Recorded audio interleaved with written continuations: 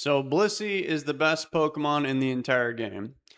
Welcome everyone to my Generation 3 OU tier list. I know everyone's been screaming up and down, kicking, pouting, shouting, waiting for me to do this. So here you go. This is all based on my own arbitrary and biased decisions.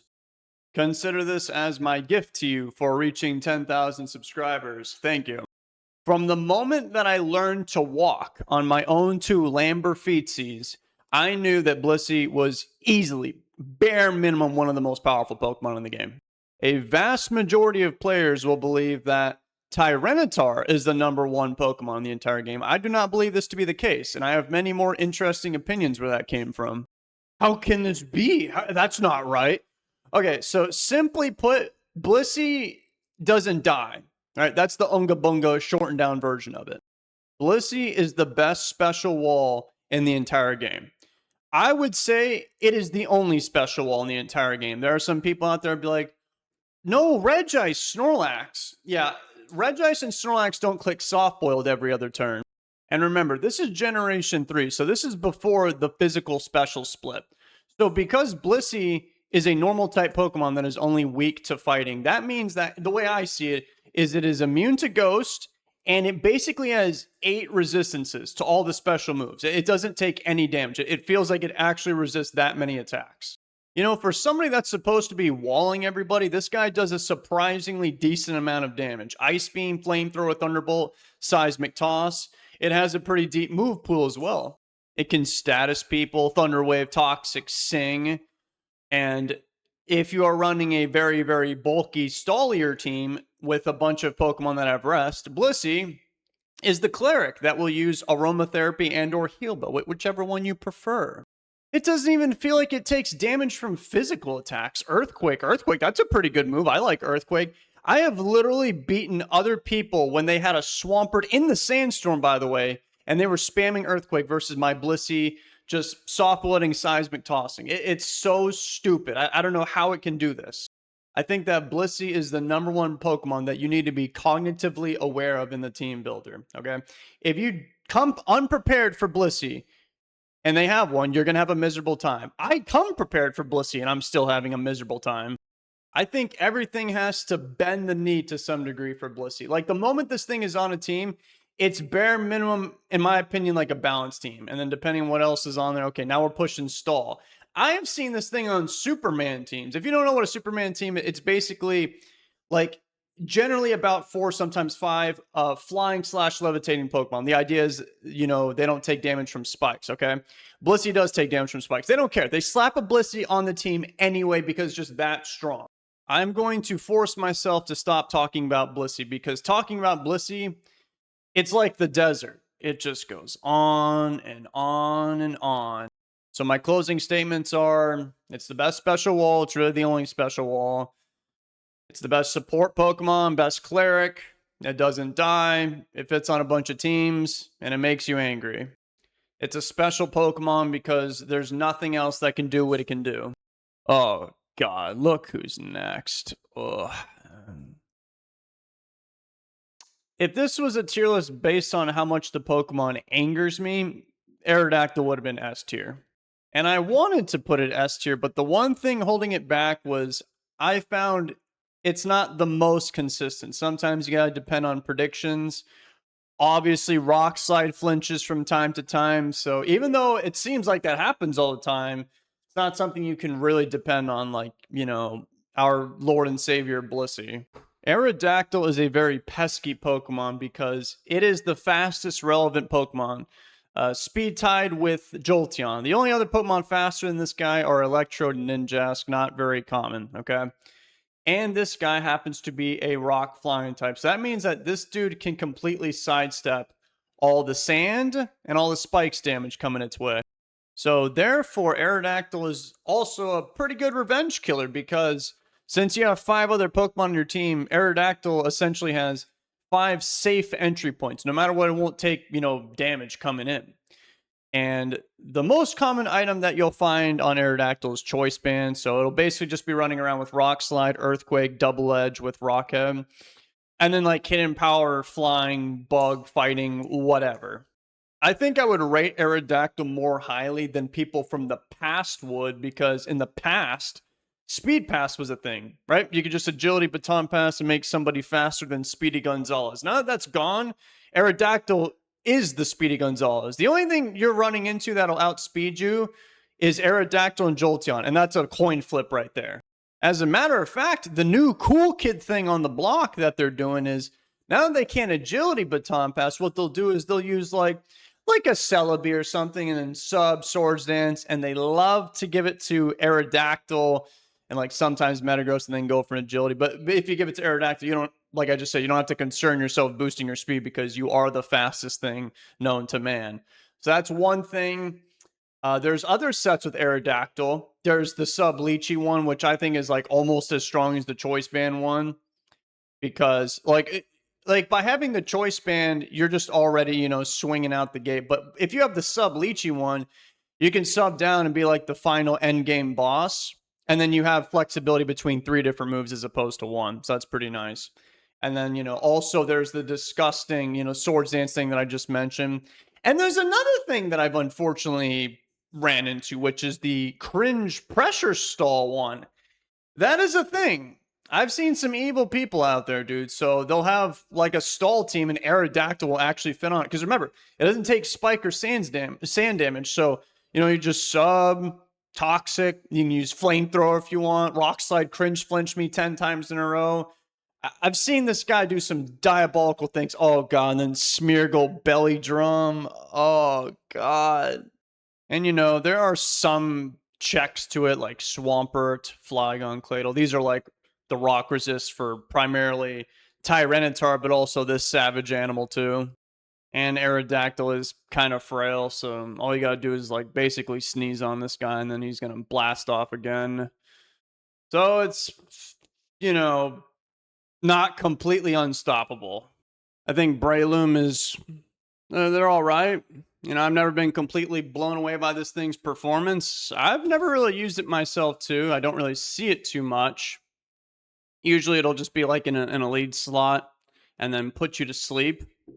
I mean, that's kind of the most debilitating thing it does. Although, you know, that to me is still inherently risky. Like, what happens if I just, I don't know, start with the most dishonorable lead Pokemon in the game, like Dugtrio? I will take you out. Like, Breloom's thing is that it's kind of slow. It's an awkward speed stat, and, you know, it's weak to, you know, status, sand, spikes, which is, that if you haven't noticed, that's going to be a reoccurring theme here, sand and spikes, all the time.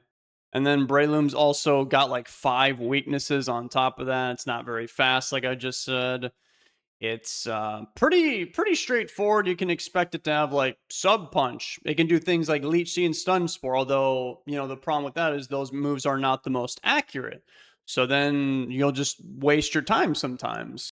Breloom's got a lot of bad matchups. Like, if you're faster than Breloom, chances are you probably have something super effective to hit it with, and it's not very bulky.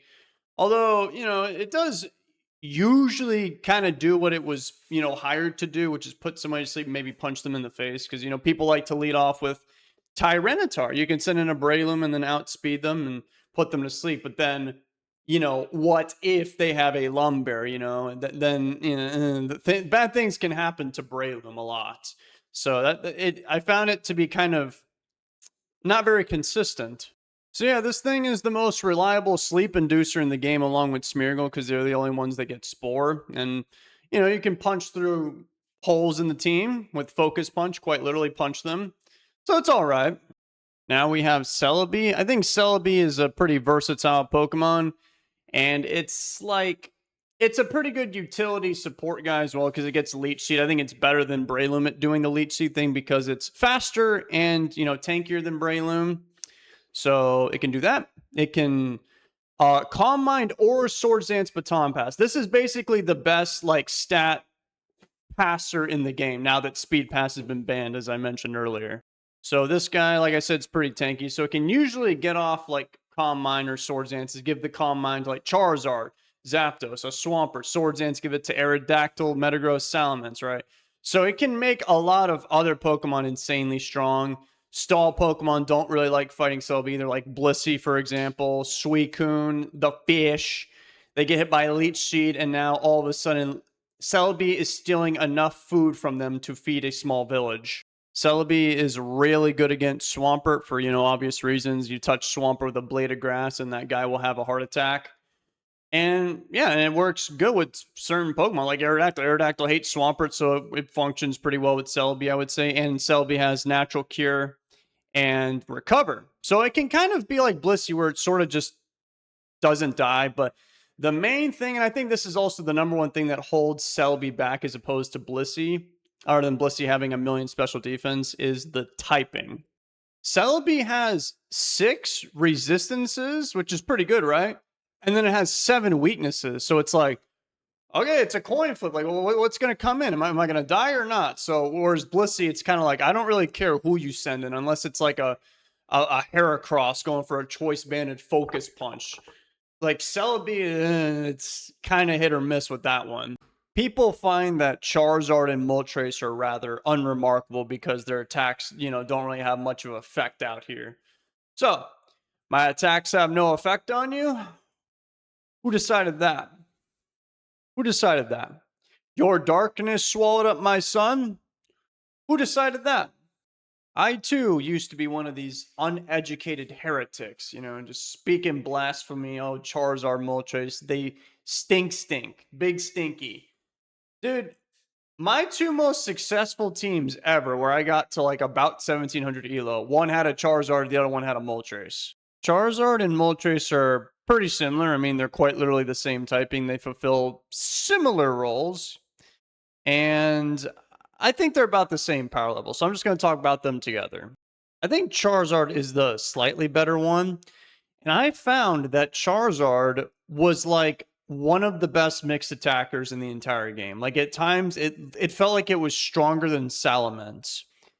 Charizard like threatens like some of the most relevant Pokemon with fire, hidden power, grass, sub punching. It's pretty good. It can also have beat up for, well, who in S tier over there. And, some crazy things like belly drum. I've never used the belly drum one. I just stick with the mix attacking one. And, if you can get behind a sub successfully, you can focus punch Blissey. One-shot Tyranitar, you got hidden power grass for Swampert. Flamethrower for Skarmory, Gengar, the grass types. Like, you basically have something for the big 5 and then a bunch of other Pokemon. It's really nice. Defensively speaking, though, Fire Flying is no bueno in this format. I mean, with Dragon Dance, Tyranitar running around, Aerodactyl, there's like 6 OU water types, electric moves. You got a lot of pain coming your way, but you being and Moltres being like the 2 really only guys with stab fire moves, that's very nice. You are some of the few Pokemon that can threaten the steel types, as well as the grass, ice, and bug, particularly the steel types. And because they're part flying, you can completely avoid the spikes. And what you can do with Charizard, if you want, is you can just sub down, and then you can put yourself in Blaze range. Like if you know what they have, and you'll be outspeeding them, you can purposely put yourself in that range and just mow down a lot of people with Blaze Fire Blast. With this guy is very strong. I've seen some people, they'll take it a step further. They'll have like Weather Clear, and they'll put a Pataya Berry on Charizard, and that thing hits extremely hard. I one time, as a meme, I was running around with Blast Burn Charizard. Don't do that. You would rather run Overheat. I think this is one of the few Pokemon where I find it to be acceptable to use Fire Blast, because with Flamethrower, even with the Blaze, you kind of miss out on certain ranges, but like Fire Blast, oh god, it hurts everybody. And then Moltres is the strongest Flamethrower dude in the format, if you're not counting Charizard's Blaze, right? So that's the good thing about Moltres, is you can reliably just use Flamethrower. It's just going to do a ton of damage to everything. So Charizard has 109 special attack, Moltres has 125. The trade-off is Charizard is slightly faster. So the one that's better at just spamming Flamethrower, I did find it was Moltres. Moltres also has access to Will-O-Wisp, and I absolutely hate that move, but it sometimes has its moments. And, other things like Roar, Morning Sun. But I thought it was pretty simple. I just like spamming Flamethrower. And Moltres isn't at the coveted 100 speed benchmark like Charizard is, but I've noticed like if you're timid, you're at 306 with Moltres, you're still outspeeding most things. With Flamethrower and Hidden Power Grass, Fire and Grass is very good offensive coverage.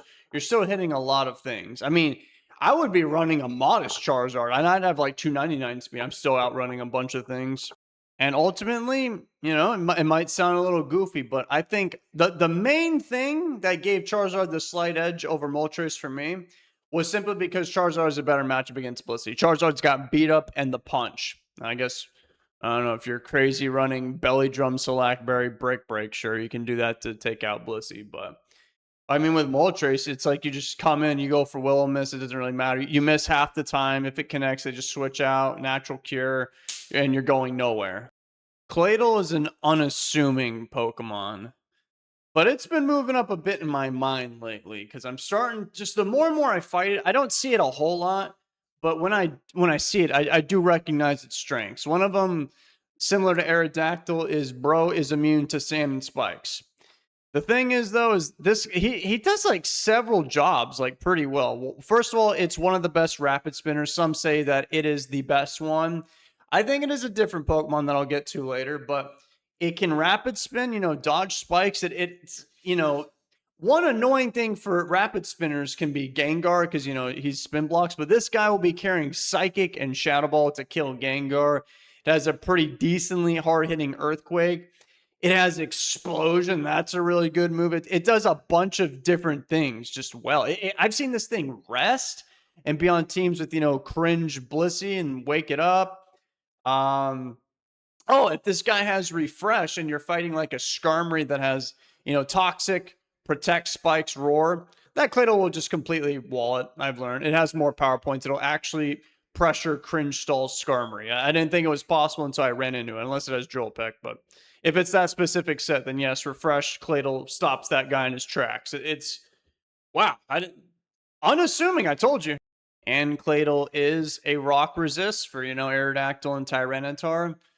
So I guess his main weakness is he doesn't have a reliable source of healing. He has to rest. Sometimes they don't even have Blissey. They'll just literally sit there and just eat up the attacks and wake up normally because Claydol has base 105 defense and 125 special defense. Bro is hard to eliminate. Yeah, and Claydol works pretty well on like teams like Skarmory and Blissey, just stall teams, and it's the guy rapid spinning. You don't want to know about it. Just hope you don't run into it. I am not the biggest Cloyster believer. Got to be honest. I believe of all the Pokemon right here, right now in OU, I think Cloyster is the least powerful one. It has a decent role in niche, but I think other Pokemon, particularly Fortress, can do it better. So Cloyster's thing is it's a Spiker and a Rapid Spin. That's a pretty nice to have. Fortress can do that too, and it doesn't take Sandstorm Chip. So Cloyster can't heal. I mean, I was just talking about Claydol not having reliable recovery. Well, at least they can chip heal and have rest. Cloyster pretty much usually has neither. And, if you're setting up spikes and rapid spin, you probably have some kind of way to stay alive. So I actually just made a video talking about Cloyster like a week ago. And what I find to be the main reason to summarize it and not make this take too long to use it over somebody like Fortress or Skarmory is Cloyster doesn't get mag trapped. Magneton has Magnet Pull. If you're a Steel type, you're stuck there, and Magneton's going to make you not be alive anymore. So Cloyster can at least switch out, and you can preserve it for later. And that's really the main thing, Spikes, Rapid Spin, carry like Surfer Ice. I mean, it has Explosion, which is a really good move. And it's I guess for being a spiker, because spikers are tankier, it can be kind of fast. You can get up to 262 speed, which is decent. But I find Fortress to kind of just be stealing this guy's job. People have no idea where to put Dugtrio. I've seen rankings of this guy that it's all over the place. So how good do I think Dugtrio is? I think it's really good. Dugtrio has a very subtle yet profound effect on the metagame because, like, people, they bring things like Superman because of spikes, right? Spikes is kind of a core thing in this format. But I do think Dugtrio reinforces that ideology where, oh, I need to bring a bunch of levitating flying guys, because the main reason is because of spikes, but I think a subtle reason is because of Doug Trio. I mean, if you don't, well, now you're weak to spikes and you're getting Doug trapped. No bueno. Doug Trio is the most dishonorable lead in the entire game. If you've watched me for a while, you already knew that. You could just, let's say you want to start with Braylon, like I talked about earlier. Well, if I want to start with Doug Trio, you don't get to play the game. So Doug Trio just has a way of just completely invalidating things, and it's a very good revenge killer. And, you know, ×4 attacks against Celebi as well, a Heracross. Like, this guy can just one-shot a decent amount of Pokemon, more than I'm comfortable with. Like, Raikou just got added to OU. That guy's going to be hunted down again. Like, Metacham, Metagross after some chip. This dude is a threat. Doug Trio also enables like certain team styles. Like, if you want to be an insane menace to society, you could run Stall, bring your Blissey and everybody else, and have Doug Trio, you know, finish off some people. That is a thing, Doug Stall. Special offense, they like Doug Trio. Even though Doug Trio has like 5 base special attack, you use Doug Trio to, funny enough, catch the guy right next to them, Blissey. So like, you'll start off with like Zapdos. Zapdos goes for Baton Pass to Lauren Blissey because Blissey has never died to anything before, and then you send in Doug Trio and go for your Earthquakes or Beat Ups, whatever. And typically you have enough special defense investment to live a hypothetical Ice Beam if they're carrying it. And then boom, now you've completely, like I said earlier, Blissey's like, you know, it's like the Great Wall of China. So when you take that thing down, now all your special offensive Pokemons like Raikou, they can go crazy. I would say the thing Doug Trio struggles the most against is Superman teams, but even then it can be useful because Superman teams, they'll typically have, like the grounded Pokemon, it's usually like a Blissey or a Jirachi, because Jirachi can chip peel and then it'll go for Wish. And Doug Trio does pretty good against those two. So the way I see it is you got to be very mindful in the team builder. If you pick grounded Pokemon, now you're weak to spikes, and you're going to be running into Skarmories left and right, which we'll get to later on. And Doug Trio could just trap you, and then you're going to be sad. I just think it's really strong because it just completely invalidates, you know, a core mechanic of the game, like switching. The only way a grounded Pokemon switching is with Baton Pass. So in other words, the only person that's doing that, that's qualified to do that, is Jolteon. Like, remember, in other generations, Arena Trap is just banned. Like, if you get banned, that usually means that you're pretty good at the game. You're so good at the game that you are considered uncompetitive and cringe. Flygon's pretty solid. I've used it quite a bit before.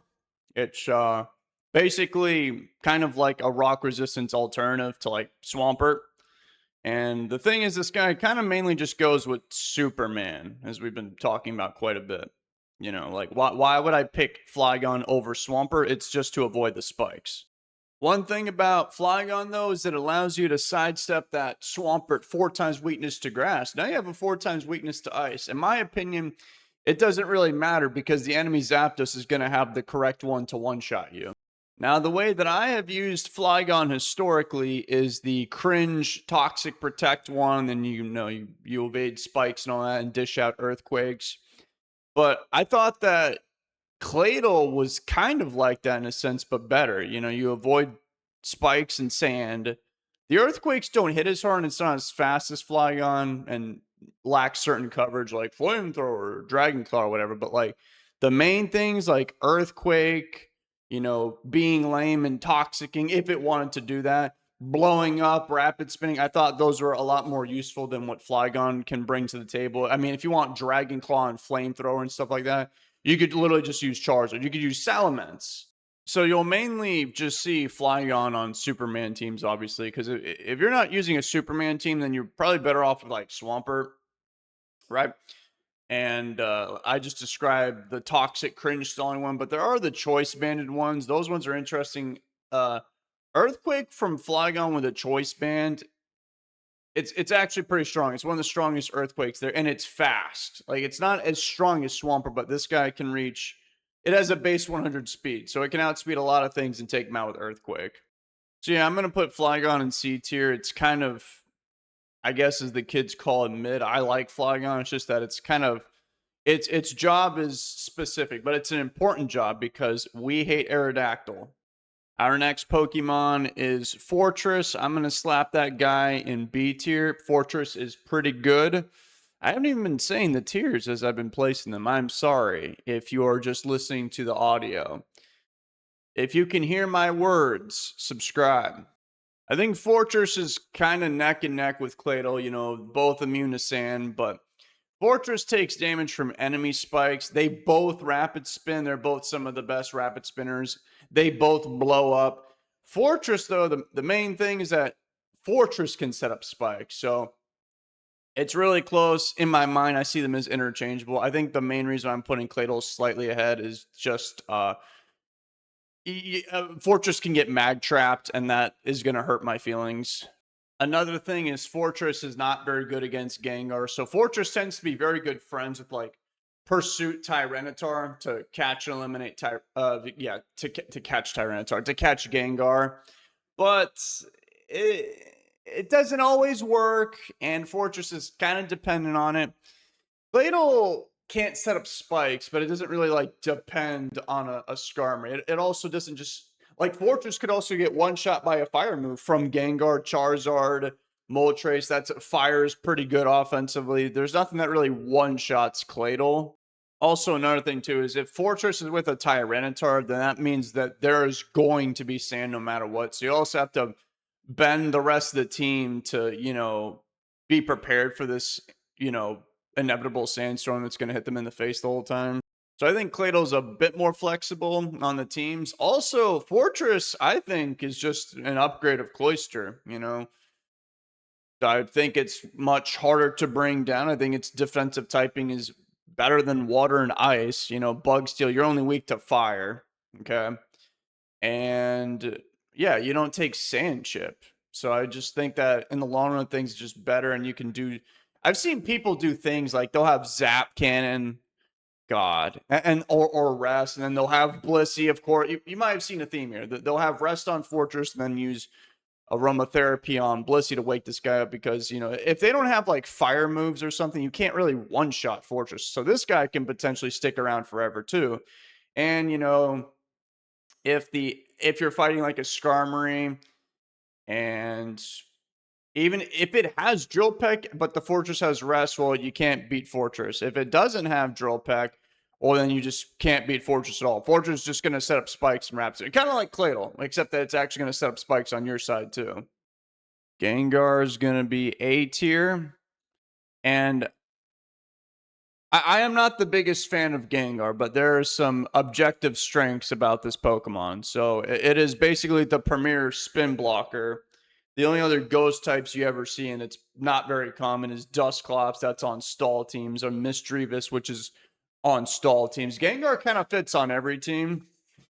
The reason I'm not the biggest fan of Gengar is because I hate missing Will-O-Miss. I used to be that fool where I'd be like, oh, well, you just Will-O-Miss the incoming Blissey, right? Because it's going to come in here, a sponge of special attack. You hit it with the burn, and then taunt it so it can't heal, and then boom. Boom.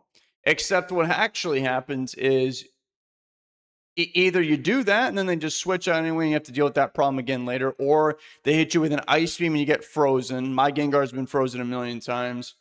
Or you just outright miss. I don't know if I mentioned the missing part yet.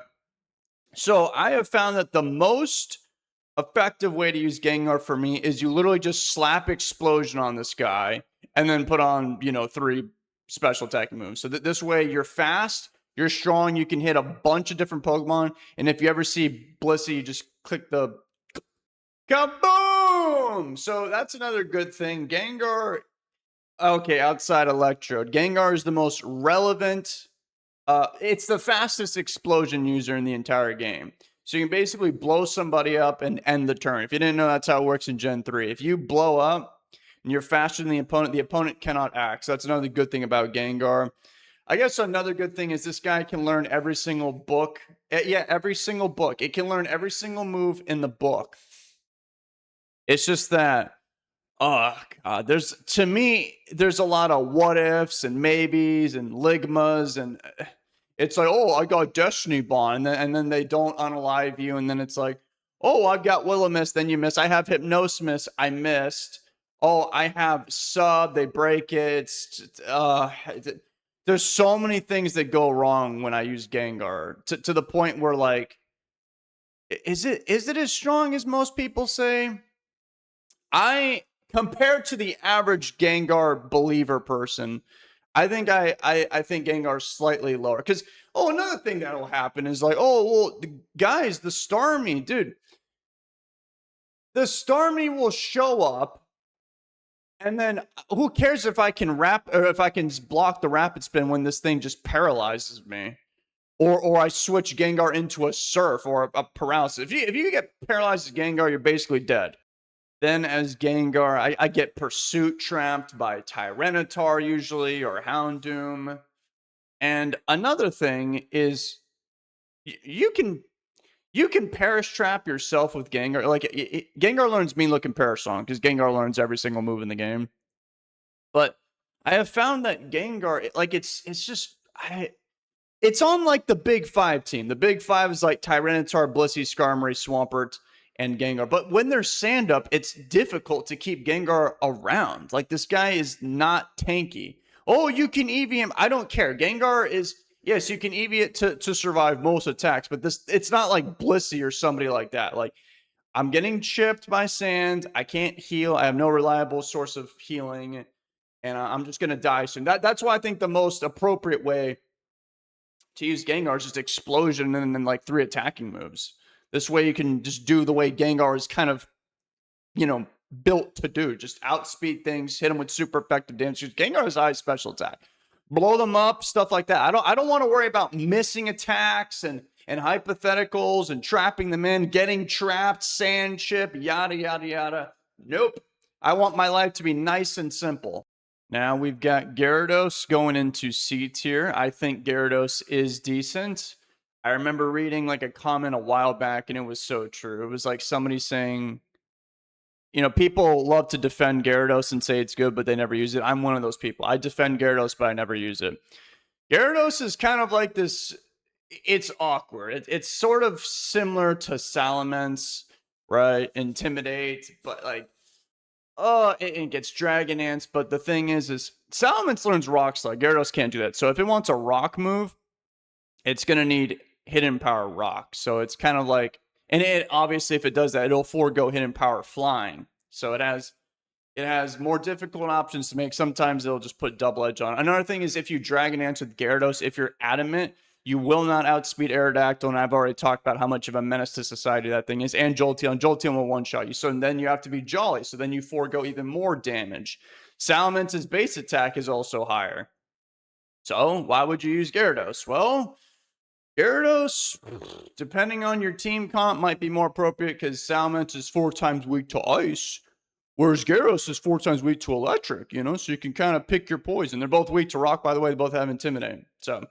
And the only other notable things is Gyarados that I've seen, I've actually seen them use it and it works, is Gyarados gets Thunder Wave and Taunt. So basically, you know what I mean? Like if you send Gyarados in on if you find out what the Skarmory's got and it's like Spikes, Protect, Roar, whatever. You can just taunt that guy. Boom, you completely shut down that Pokemon. Now you can go for 1,000,000 Dragon Dances and take out the whole entire enemy team. So that's when it's pretty good. Gyarados is also slightly tankier than Salamence. It has base 100 special defense as opposed to Salamence's 80, so you have a teeny tiny bit more bulk. The defense and HP is about the same for those two.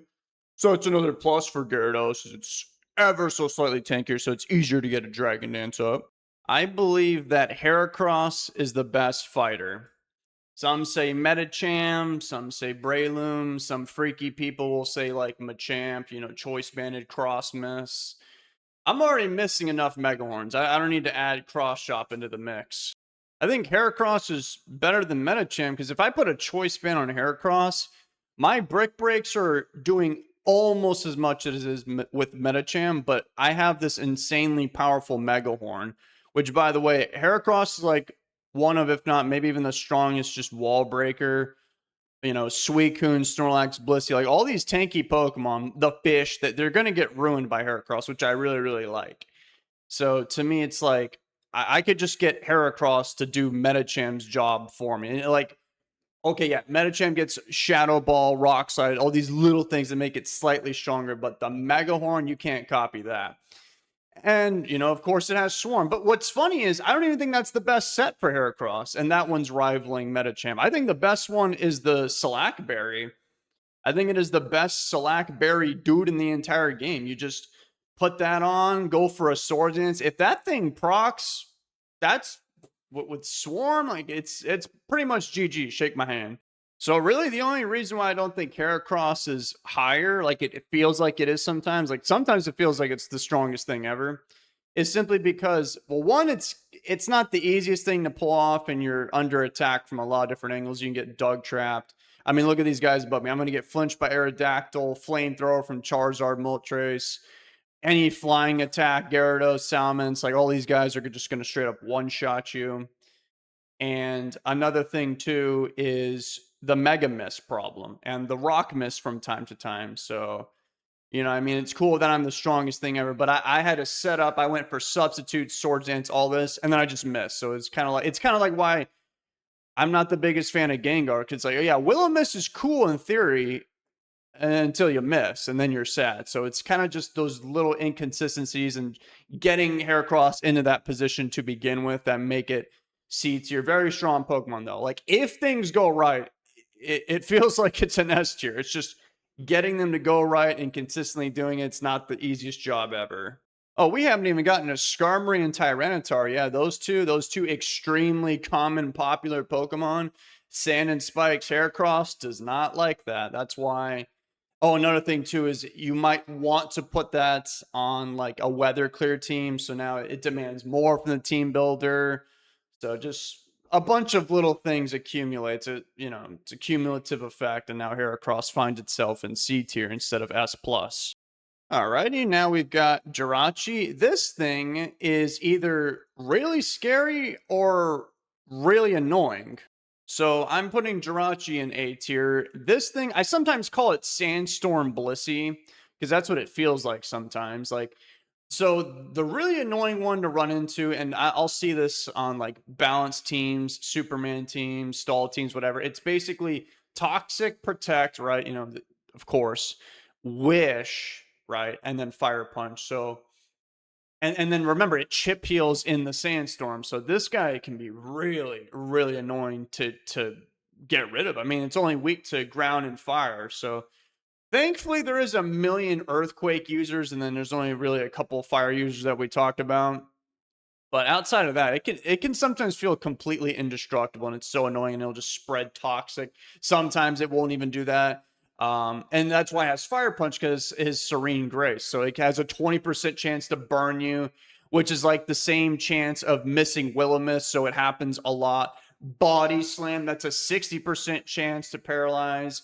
So, oh god. Now let's get to the scary one. I just remembered. Yeah, 60% chance. Thunder. Oh my god. This is like, this Pokemon is better at using Thunder than like Zapdos.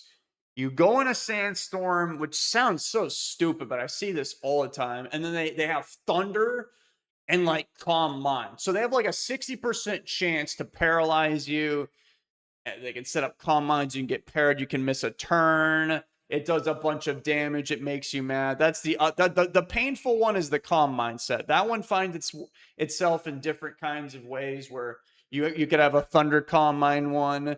That one's not that common, honestly, although I really despise that one, because I swear you always get hit by and you always get paralyzed. You always take a bunch of damage. But yeah, Calm Mind Substitute. That's like, that is something that Blissey, if it is not carrying Seismic Toss, is basically going to get completely ruined by, because you can't poison Jirachi. It's a steel type. You can't paralyze if it's behind a sub.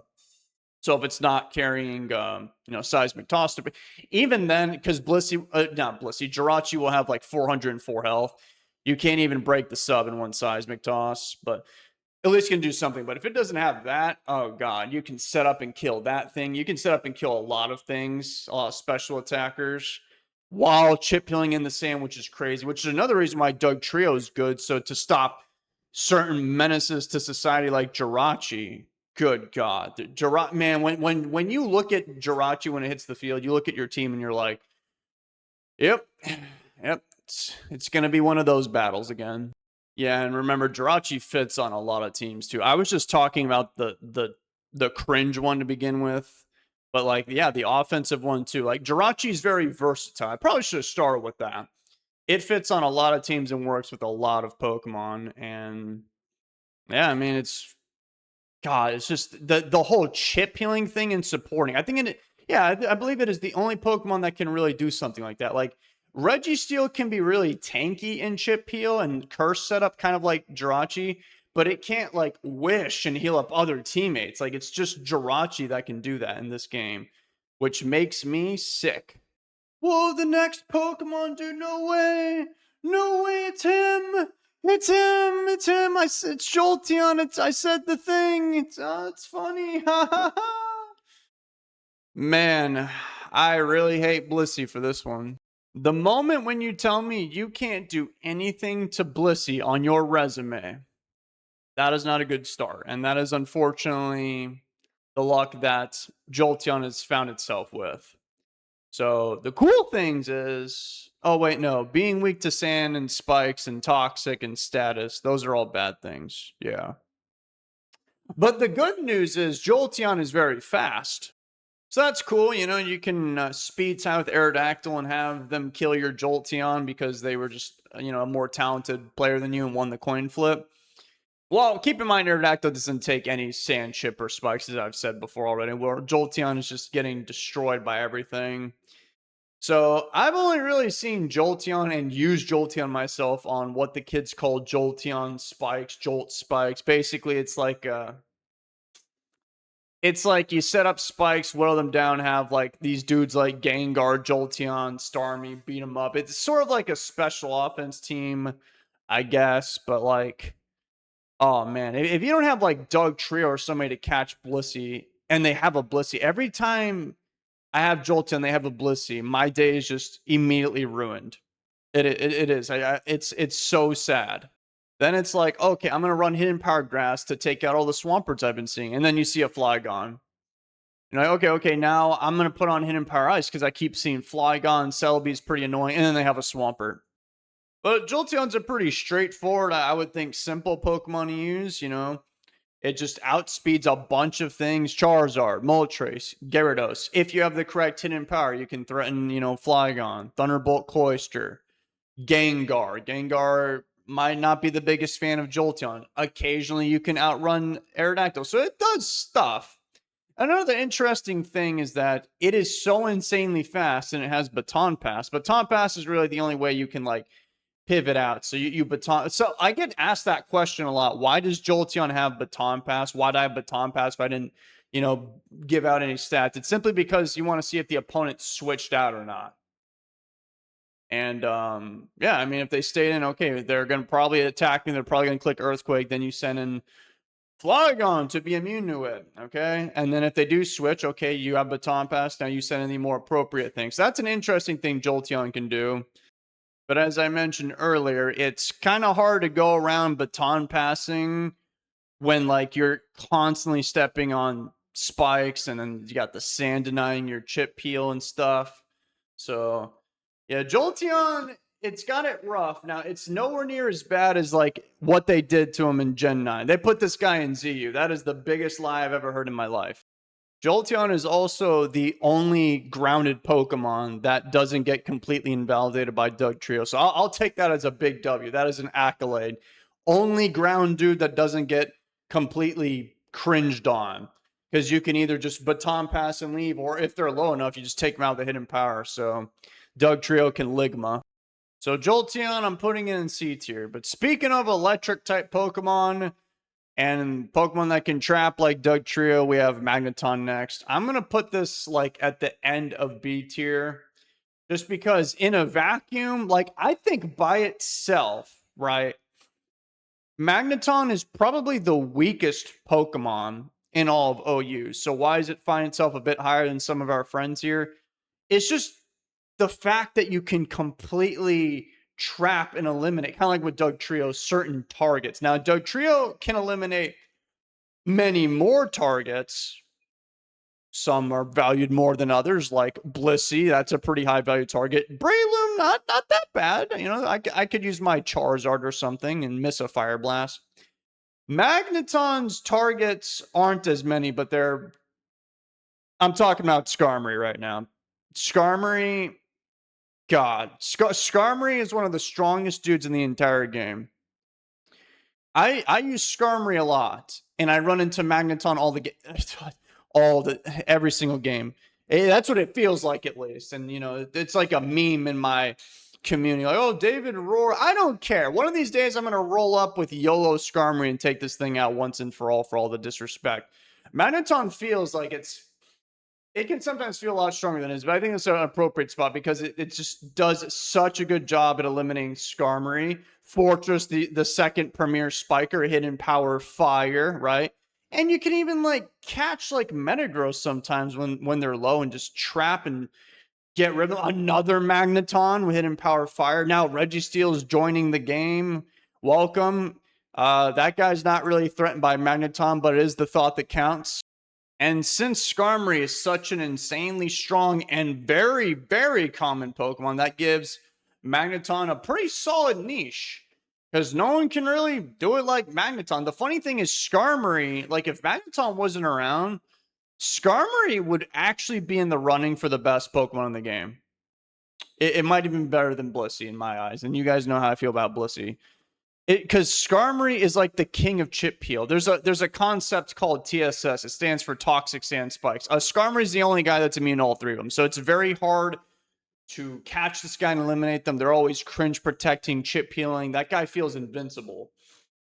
Magneton subtracts any and all pain and agony that you may have been experiencing with Skarmory. And it can enable other Pokemon too. Like, I remember I kept running into some guy. You've seen him before. The guy with like, I think he has not a ninja, a Shedinja, and he has a Slacking, and they have a Magneton. So like, I'm talking about physical attackers in general. Snorlax, that's another one. Metagross. These guys hate Skarmory. Like, basically, you get the angriest people from the salty Splatoon, right? You gather them all together, and then you just slap a Magneton in the team. Boom. That is a very scary team to fight now.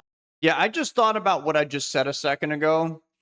People right now, they think Skarmory is the best Pokemon in the game. It's not the most popular opinion, but there's a pretty good amount of people out there that think that. They think that with Magneton existing, right? So that just goes to show how strong Skarmory is. And the stronger Skarmory is, the more important and more needed that Magneton is. So that's why I'm going to slap him in B tier. Magneton is a good Pokemon. And, well, I mean, Skarmory is even better, but Magneton's still pretty good. So the next Pokemon is Medicham, and I think Medicham is okay. I'm going to put it in D tier below Breloom slightly. And, like, if you're D tier, you're okay, right? That's, like, to me, for this tier list, you're like the lowest OU guys, bordering UBL, so you're still pretty good. And like I said, there's a good amount of people that think Medicham's the best fighting type. I already kind of made my case earlier with Heracross. I think whatever Medicham can do, Heracross can do almost as well. And then when you factor in like Swarm and Mega Miss and like Salakbear, I think Heracross is just better at doing that.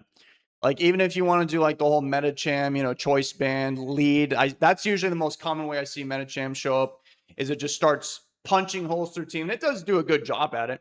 Well, in my opinion, I think Heracross can do the same thing almost as well, but you cannot replicate that Swarm Megahorn nonsense. Like, even if you want to try subbing down like a Heracross might and then reversal with Medicham, well, guess what? Heracross literally also gets reversal. So to me, I just think Heracross actually is a slightly outclassier Medicham. I mean, they even kind of have similar matchup strengths and weaknesses. They both get ruined by Doug Trio. They're both kind of not that fast. Heracross is actually faster, if you didn't know. So yeah. So Medicham hits harder than Heracross in terms of, Brick Break. Focus Punch as well, obviously. It gets Shadow Ball. Heracross does not get that. It has to use HB Ghost. It hits slightly harder with Rock Slide. So it does, like, if that's what you want, then I understand if you think Metacham is higher, but like, and I'm the guy that hates missing moves, and I just have recognized how insanely powerful that stab swarm boosted Megahorn is, especially, and you can go for a Swords Dance too. It's with Heracross. Oh my god, like that's what I mean, dude. Yeah. So that's Metacham, and I'm gonna put it slightly below Breloom just because I think, like I said, Heracross and Metacham are somewhat similar. I just think Heracross is better. Breloom at least does something different where it just, puts people to sleep and then sub punch it. So it does something different as opposed to just sheer raw damage to set it apart from Metacham's resume. Metacham's thing is like, okay, I have slightly more consistent damage, but like, I would rather just go with Heracross and have pretty strong, consistent damage anyway, and then an insanely high ceiling on top of that. That's just what I would do. Oh, up next is another insanely powerful Pokemon that does a tremendous amount of damage, like Heracross and Medicham. It's going to be Metagross. Some people might even be upset about me putting Metagross in A tier right now, and I could see why. I'll be explaining my point of view as why it's not, S tier. There's literally some people that think Metagross is number one in the game. I'll be honest with you, I have some crazy opinions like Blissey being number one. I have never once thought Metagross is number one, just to be clear with you.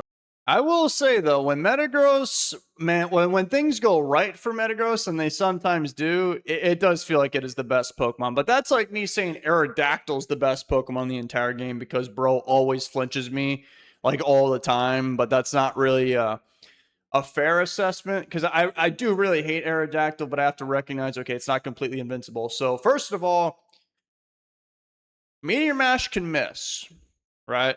See, the interesting thing with Meteor Mash versus, let's say, Megahorn with Heracross, that's a pretty strong attack, as I mentioned, is, well, this guy has a 20% chance of boosting his attack. That's insane. So Metagross can feel insanely overwhelming because sometimes, and Metagross is also a versatile Pokemon. This guy can be a mixed attacker. This dude, well, it'll go for agility and then punch you in the face with Meteor Mash, which was already enough to eliminate you, and then he'll just boost his attack. It's like, oh my god, he's the fastest thing in the game. He has like 600 attack now. If you didn't know, Metagross has, it's a pseudo-legendary Pokemon, so it's tied with like Salmons and Tyranitar having the highest base attack. So mathematically speaking, it gets the most scaling from boosting its attack. That's what makes it so insane. And like, for example, Dragonance Tyranitar, you boost your attack, Rock Slide hits pretty hard, but with Metagross, if it boosts its attack, Meteor Mash is stronger than Rock Slide, right? It's 100 base power versus 75 with Rock Slide. So it just does so much damage. You don't even have to do that. A very simple way of using Metagross is just slap a choice band on that thing. It's already running out the gate, just killing everything in sight with Meteor Miss, Explosion. Oh god, that kills everything in the entire game except Gengar. Earthquake, Rock Slide, whatever. Right? This dude, I remember I used to switch Skarmory into this guy a lot, and then like Cringe Protect, set up spikes. That is a mistake. Do not do that. He's gonna boost his attack, and you're going to be sad. If a Choice Banded dude punches you in the face, he boosts his attack. His next Meteor Mash will do like 50. It's crazy. So yeah, Metagross is just a very, very strong offensive threat. And it's pretty bulky too. It's the same typing as Jirachi actually, and has pseudo-legendary stats. Like, this thing is tanky. And like I said earlier, it's a mixed attacker. I've seen this thing running around with like Thunder Punch so it can hit Skarmory, Hidden Power Grass so it can hit Swampert, Psychic for Gengar. Like, that one's not too common. Usually people just run the Elden Ring, Star Scourge, or Dawn. I'm going to beat you down with sheer power build. And that is simply enough. Now, I don't think Metagross is too insanely crazy overpowered because, one, he's not that fast. So he needs an agility out the gate to like be running fast. He's actually kind of slow. I think max speed Metagross without any boost is 262. That's not that fast. That's like, I think that's the same speed as Breloom. So it's not too fast. So a lot of things can outspeed and at least hit it and threaten it with like ground type moves. They can get Doug trapped, obviously, fire moves. These are pretty common moves in the format. And of course, then you got to factor in missing Meteor Mash from time to time. That's going to make you sad. But I can see why people think that it's S tier because Meteor Mash, oh man, you just love to click it because when you get that attack boost, it's all over. But like I said, it was one way I found that I like to use Metagross is actually with that one Charizard team that I use. If you can send in Metagross, right? Like if you've determined that they don't have a Gengar, or even if they do have a Gengar, honestly, even this will work sometimes. They could have a Gengar. If you send in Metagross and you just simply click boom, like you send it in on, let's say, a Blissey and click boom, somebody's going to die. Because I swear, like, more than half the time, they don't even consider sending in Gengar. Why? Because if you click Meteor Mash, Gengar will die, and it'll also kill Blissey anyway. So you force the opponent into this position where, like, oh my god, somebody's going to die. Who's it going to be? Metagross has base 80 HP, 130 defense, and 90 special defense. That is why I have unfortunately battled somebody that was using a toxic stalling Metagross. You could even use Sludge Bomb. Did you even know Metagross could learn Sludge Bomb? It's okay if you didn't, because nobody ever uses Sludge Bomb, because poison is, well, you know how that is offensively. But Metagross's base attack is so high that it can hit you with decently, hard-hitting Sludge Bombs, poison you, and then cringe protect. It's crazy. Up next is the fish. Yeah, this thing is pretty annoying. Pretty solid as well. We'll put it in C tier. This thing is, it's a mixed wall. If you are a fan of Charizard or Moltres like me, you are not going to enjoy fighting the fish. It is a very, very straightforward Pokemon. It will usually, the most common way to use this is Surf, Toxic, Refresh, Recover. It's a mono water type, so, mono water is just good offensively and defensively. Sometimes it'll have Ice Beam. Sometimes it has Hypnosis. I would not recommend that unless you're just a savage to society. But yeah, the whole toxic thing is good enough. Now, Milotic is weak to like being status and stuff, but it has a Marvel scale, and like I said, it has Refresh. So that's why Sand and Spikes help out quite a bit against certain Pokemon like this. Like this thing would be very annoying if it wasn't for, those other concepts. But another thing that kind of holds back Milotic a little bit is because it's so passive, it just sits there forever. Just recover, surf. It can even miss a toxic and it won't even be enough to stop it. It'll just go for it the next turn. It's so bulky. But eventually, since it's just sitting there forever, and I learned this when I played Registeel a lot, you're going to get crit. And then you're going to be sad, and I'm not going to feel bad for you. But yeah, Milotic just sits there and doesn't do anything. So it is really annoying, but I guess the good news is since it does just sit there like a sack of potatoes, it's not too much of a threat. You just need a lot of patience to deal with this thing. Something that I really don't have. Ooh, up next we have an interesting face here. We have a new member of OU. It's Raikou. I'll be putting Raikou in C tier next to its electric friend right there. I think it's slightly below. Just because Jolteon after a Dragonance, Jolly Nature, Tyranitar, well, it can still get out of there. But Raikou, on the other hand, is going to get cooked by that Tyranitar. It's going to get cooked by Aerodactyl, and it's going to get Dug trapped, which makes it, not have the best time. But I will say, if you're a fan of like special offense, like this guy, this is one of the best guys in the game at doing it. It's just that, look what I still have in S tier by themselves still at this time. It's Blissey and Dug Trio. That's like literally the two biggest problems for Raikou, which is kind of why I'm putting it here. Yeah, if things go well, Raikou, that thing is very scary. Very, very scary late game Pokemon. It occasionally runs into these annoying roadblocks, like even outside Blissey and Dug Trio, and that's already a huge pain. Like I just said, you had Aerodactyl. Then it's like, okay, I have Hidden Power Grass. Oh, great, they have a Flygon. I'm cooked. Oh, I brought Ice this time. Now they have Swampert. Oh, I'm going to bring Crunch so that this way I can do some damage to Celebi and Claydol. But then they just have a Swampert or a Flygon anyway, so... Yeah, usually you kind of want to obviously put Calm Mind on this guy, Thunderbolt. And then the last one, it's up for you to decide. You could have a Hidden Power and Crunch if you want. I would recommend Hidden Power, and usually Sub is fine. You know, if you can weather clear, that's also cool. So you can start chip peeling and basically become like a special wall. Because the only thing super effective against electric is ground, which is a physical attack. So with a Calm Mind, you're kind of like a mini Suicune. Sometimes it even feels tankier than Suicune because Suicune's like the best Calm Minder, but it is still weak to electric and grass, which are special attacks. Not for Raikou. I mean, specially speaking, it's like after like one sometimes, especially too, like you can't even break the sub. And the thing that obviously really sets it apart from Suicune and a lot of other Pokemon is this guy is fast. For how high his special attack can go, and just free special defense on top of that. This guy is pretty fast. So that's why it's good late game. You know, you search and destroy these Blissies and Dugtrias and any other pests. You look at the team, you're like, okay, now it's time for Raikou. I have won. There's nothing you can do to stop me. Conveniently enough, the next Pokemon is Registeel, the other guy that just joined OU officially. I'm going to put them slightly ahead of Raikou. It was very close for David to decide on. You know, they both get dug trapped. Seems like everybody's getting dug trapped. But yeah, Registeel, I've used Registeel before quite a bit in the past. To me, I called Jirachi earlier Sandstorm Blissey. Well, Registeel is Sandstorm Snorlax.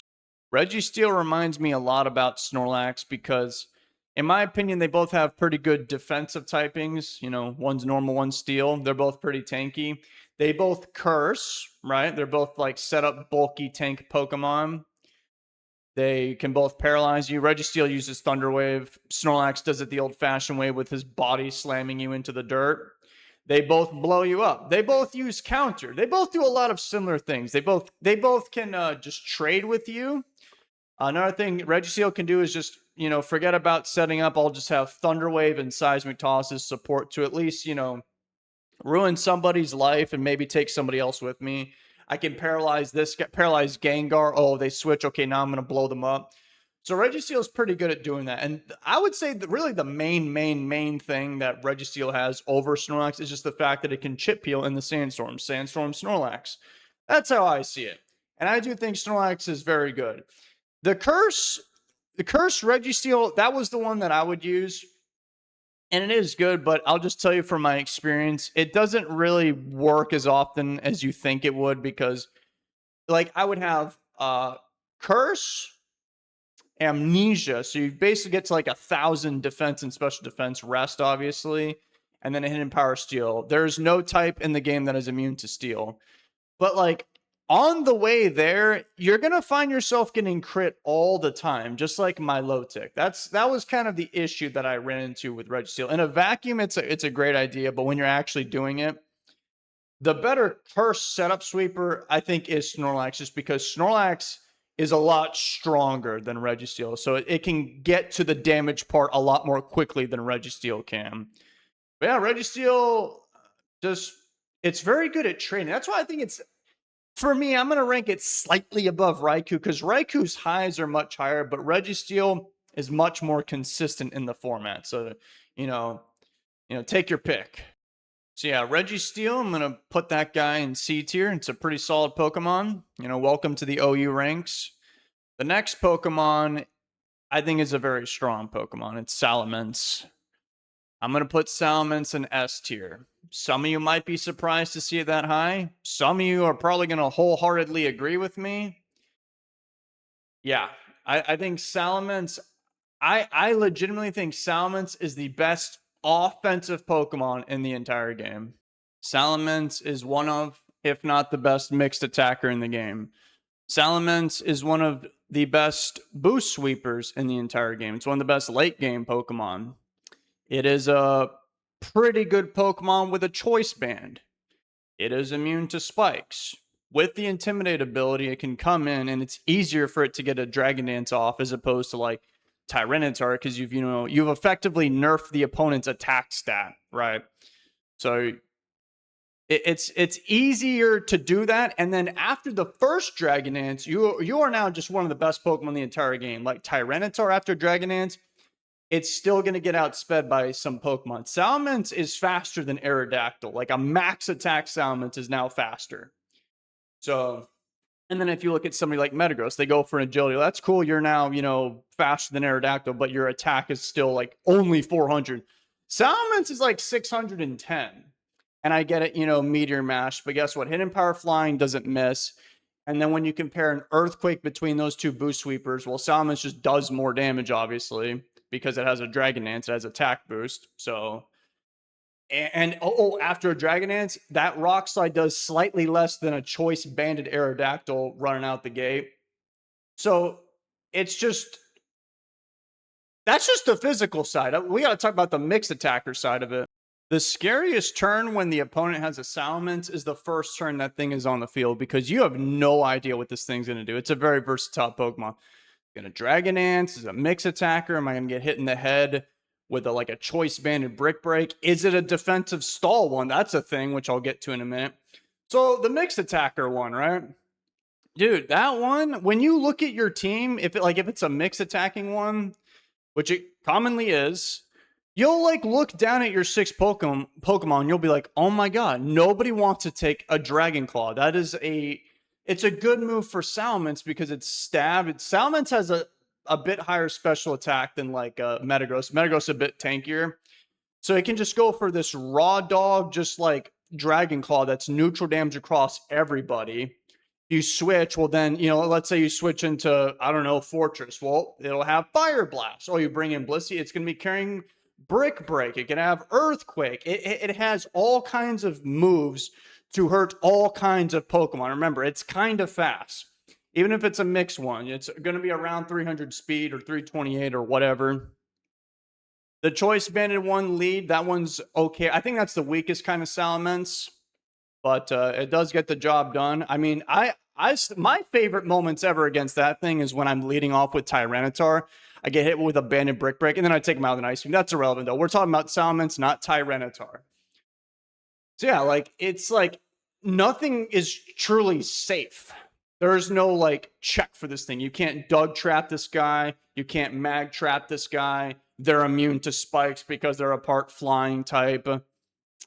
And oh yeah, so this thing, as I've learned, not early on. Early on, you're going to get hit with a lot of damage from Salamence, but when you play the game for a minute, you'll see a stall one. Salamence can learn Wish. Did you know that? You might not have known that if you aren't very experienced. Salamence learns Wish. So it can come in, intimidate you. Now it's effectively taking less physical damage, and it'll carry Toxic Protect and Flamethrower. Flamethrower for, the steel types that are naturally immune to it.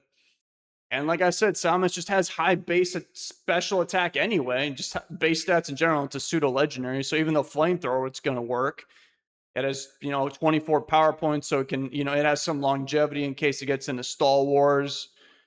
So this guy can do a lot of damage to a lot of different people.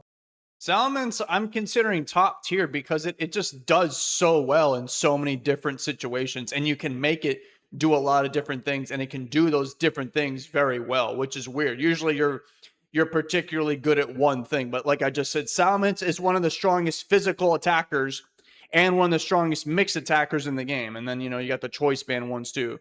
So if you're one of the strongest physical attackers and one of the strongest basically special attackers, you're mixed, well, then you must be one of the strongest attackers in the game. That's how I see it. Something funny that I just remembered is, obviously Swampert is a very good Pokemon because it's the premier rock resist because of Tyranitar and Aerodactyl running around. But I learned that actually from Salamence, because when I was new, the first team I ever made, if you want to go check out the archives of the Library of Alexandria of my videos, well, I was using a Dragon Dance Salamence. I didn't know anything about Gen 3. I was like, okay, this should be pretty good. And the most common thing that would stop it was Swampert. I was like, man, Swampert is really, really good. So I wasn't even running into a rock sliding resist problem. And the funny thing is, Hidden Power Flying from Salamence obviously does more than a Rock Slide from Aerodactyl or Tyranitar, because Swampert doesn't resist it. And even then, I thought that Swampert was pretty good. And Salamence is doing way more to Swampert with that particular set versus Tyranitar and Aerodactyl, which is kind of crazy now that I'm thinking about it. Although a year ago this happened, it made a full circle. Yeah, like earlier I was saying Choice Band Flygon pretty strong, but Choice Banded Earthquakes don't feel good. Choice Banded Rock Slides from Aerodactyl don't feel good. But after a Dragon Dance, Salamance's Earthquakes and Rock Slides hit almost as hard as those two, and it can move around the different moves. Rock Slide, Hidden Power, Flying, whatever, just break, you know, like it has that flexibility. And Tyranitar can do something sort of similar, although it doesn't get Hidden Power Flying like Salamence, but it's not as fast as Salamence after the Dragon Dance. You see what I'm saying? So to me, the only question I have is which one is stronger, Dragon Dance Salamence or just, you know, the mixed attacking one? I like the Dragon Dance one more, but I think objectively, probably the mixed one. I think it fits better on more teams. It's just more flexible. You know, if you know, it's a special attacker and a physical attacker, right? You know, that makes sense. So it's more flexible. So to summarize Salamence, the dude is just the best attacker, and it's very good at doing a bunch of different things. Even the stall one, like it's not the best stall Pokemon in the game, but why is this guy that's so good at hurting people, you know, directly, why is it good at doing it passively as well? Ooh, speaking of menaces to society, it is time to talk about Skarmory. I've kind of mentioned this guy's name a few times already. S tier, full stop. Skarmory is a flying steel type. It is the only flying steel type in this game. I've mentioned TSS before, Toxic Sand Spikes. It just so happens that this guy works great with that. It's the guy setting up spikes and toxicking people. And it just so happens that this guy is literally immune to toxic sand and spikes. You know, some of the major driving forces in this format. Skarmory says, nah, I don't feel like it. So it takes no damage from any of that. As a steel flying type, this guy has 8 resistances, 2 of which he quad resist, being bug and grass, by the way. And then he has on top of that 2 immunities to poison and ground. So it's already looking pretty good on the resume so far. The whole spikes thing and the TSS thing, this is the #1 guy doing that. Okay, that's very important. Some people even argue that spikes is more of a driving force than sand from Tyranitar, and this is the #1 spiker. Okay, you're going to see him all the time. Sometimes it feels like you can't stop this thing. It's like invincible. It is the king of chip peeling, because remember, it doesn't take any damage from those things. And bro, it's just toxic, spikes, protect, roar, protect, toxic, spikes, 3 layers, protect, and then it's still alive somehow. So on top of it being the premier spiker, remember that whole defensive profile it had? Well, it's also one of, if not the best physical walls in the entire game. Bro doesn't take any super effective damage from physical attacks and resist a bunch of them. The only 2 types that do neutral damage to Skarmory that are physical is rock and fighting. And I mean, what are the strongest rock moves? Rock Slide. What's the strongest fighting move? Brick Break, sometimes Focus Punch. So even those aren't that concerning to Skarmory. So it's really just electric and fire that this guy has to concern itself with. Skarmory is so strong that it is the main reason why Magneton is employed. I think if Skarmory didn't exist, I think Magneton would be a homeless person. That's what I think. You maybe see an occasional Magneton for, you know, like the new Premier Spiker would probably be Fortress, so then it would still, I guess, fulfill the role. But like, it would be nowhere near as needed if Skarmory did not exist. If Magneton did not exist, Skarmory would more than likely just be outright the best Pokemon in the entire game in many people's eyes. Some people already think it's the best one. Most people think it is #2, which I think that is a fine opinion. Like I said, like if you come unprepared and they have Skarmory, oh god, it's gonna be an absolute nightmare. Like you need things like you got to status this thing. Remember, you can't poison it. You got to paralyze it. You got to miss 2 Will-O-Misses before finally connecting one. You got to bring fire type attacks, electric attacks, a Magneton perhaps, knockoff. You need specific things to target this one guy. If every single team, if you don't have any of those things I just mentioned, you're going to have a bad time. You could literally have a choice banded Metagross going for Explosion, right? What happens if they click Protect? What happens if they click Protect, huh? And it's interesting because Blissey has a deep move pool. Skarmory, it's pretty straightforward. Every single one of them has spikes guaranteed. And then pretty much all of them guaranteed. I've noticed they'll actually have Roar. I personally really think Protect is good on Skarmory because, you know, it's the king of chip healing. The standard one is Spikes, Toxic Protect, Roar, right? But sometimes they'll have Drill Peck because Gengar can be an issue for Skarmory. You know, it's one of the few things that actually gives Skarmory a real issue. And if you're like me and use Skarmory, you should probably have Hidden Power Ground. Just try it out at least once, because you're gonna get trapped by Magneton, and you're gonna make them sad. You're gonna make them feel like they thought they could outsmart you, but once again, Skarmory was like 5 steps ahead. And you know what makes Skarmory even more disgusting? The fact that this thing's best friend is literally Blissey. Right, yeah, the Blissey's the main special wall. It's really the only special wall, and then you have one of the best physical walls. You set up spikes, and you know, oh, they're gonna go for a flamethrower with Moltres. All right, you go to Blissey. Blissey completely walls Moltres, and then you're like, huh? Well, they have spikes so much, so I now have to switch out, and then you're stepping on spikes. It's a whole ordeal. You know, Blissey and Skarmory, to me, they are the most powerful core in the entire game. You know, there's offensive cores, defensive ones. I think that's just straight up the most powerful core. Those two Pokemon have the best synergy, I believe. I mean, all right, my bad. I forgot about Magneton and Slacking.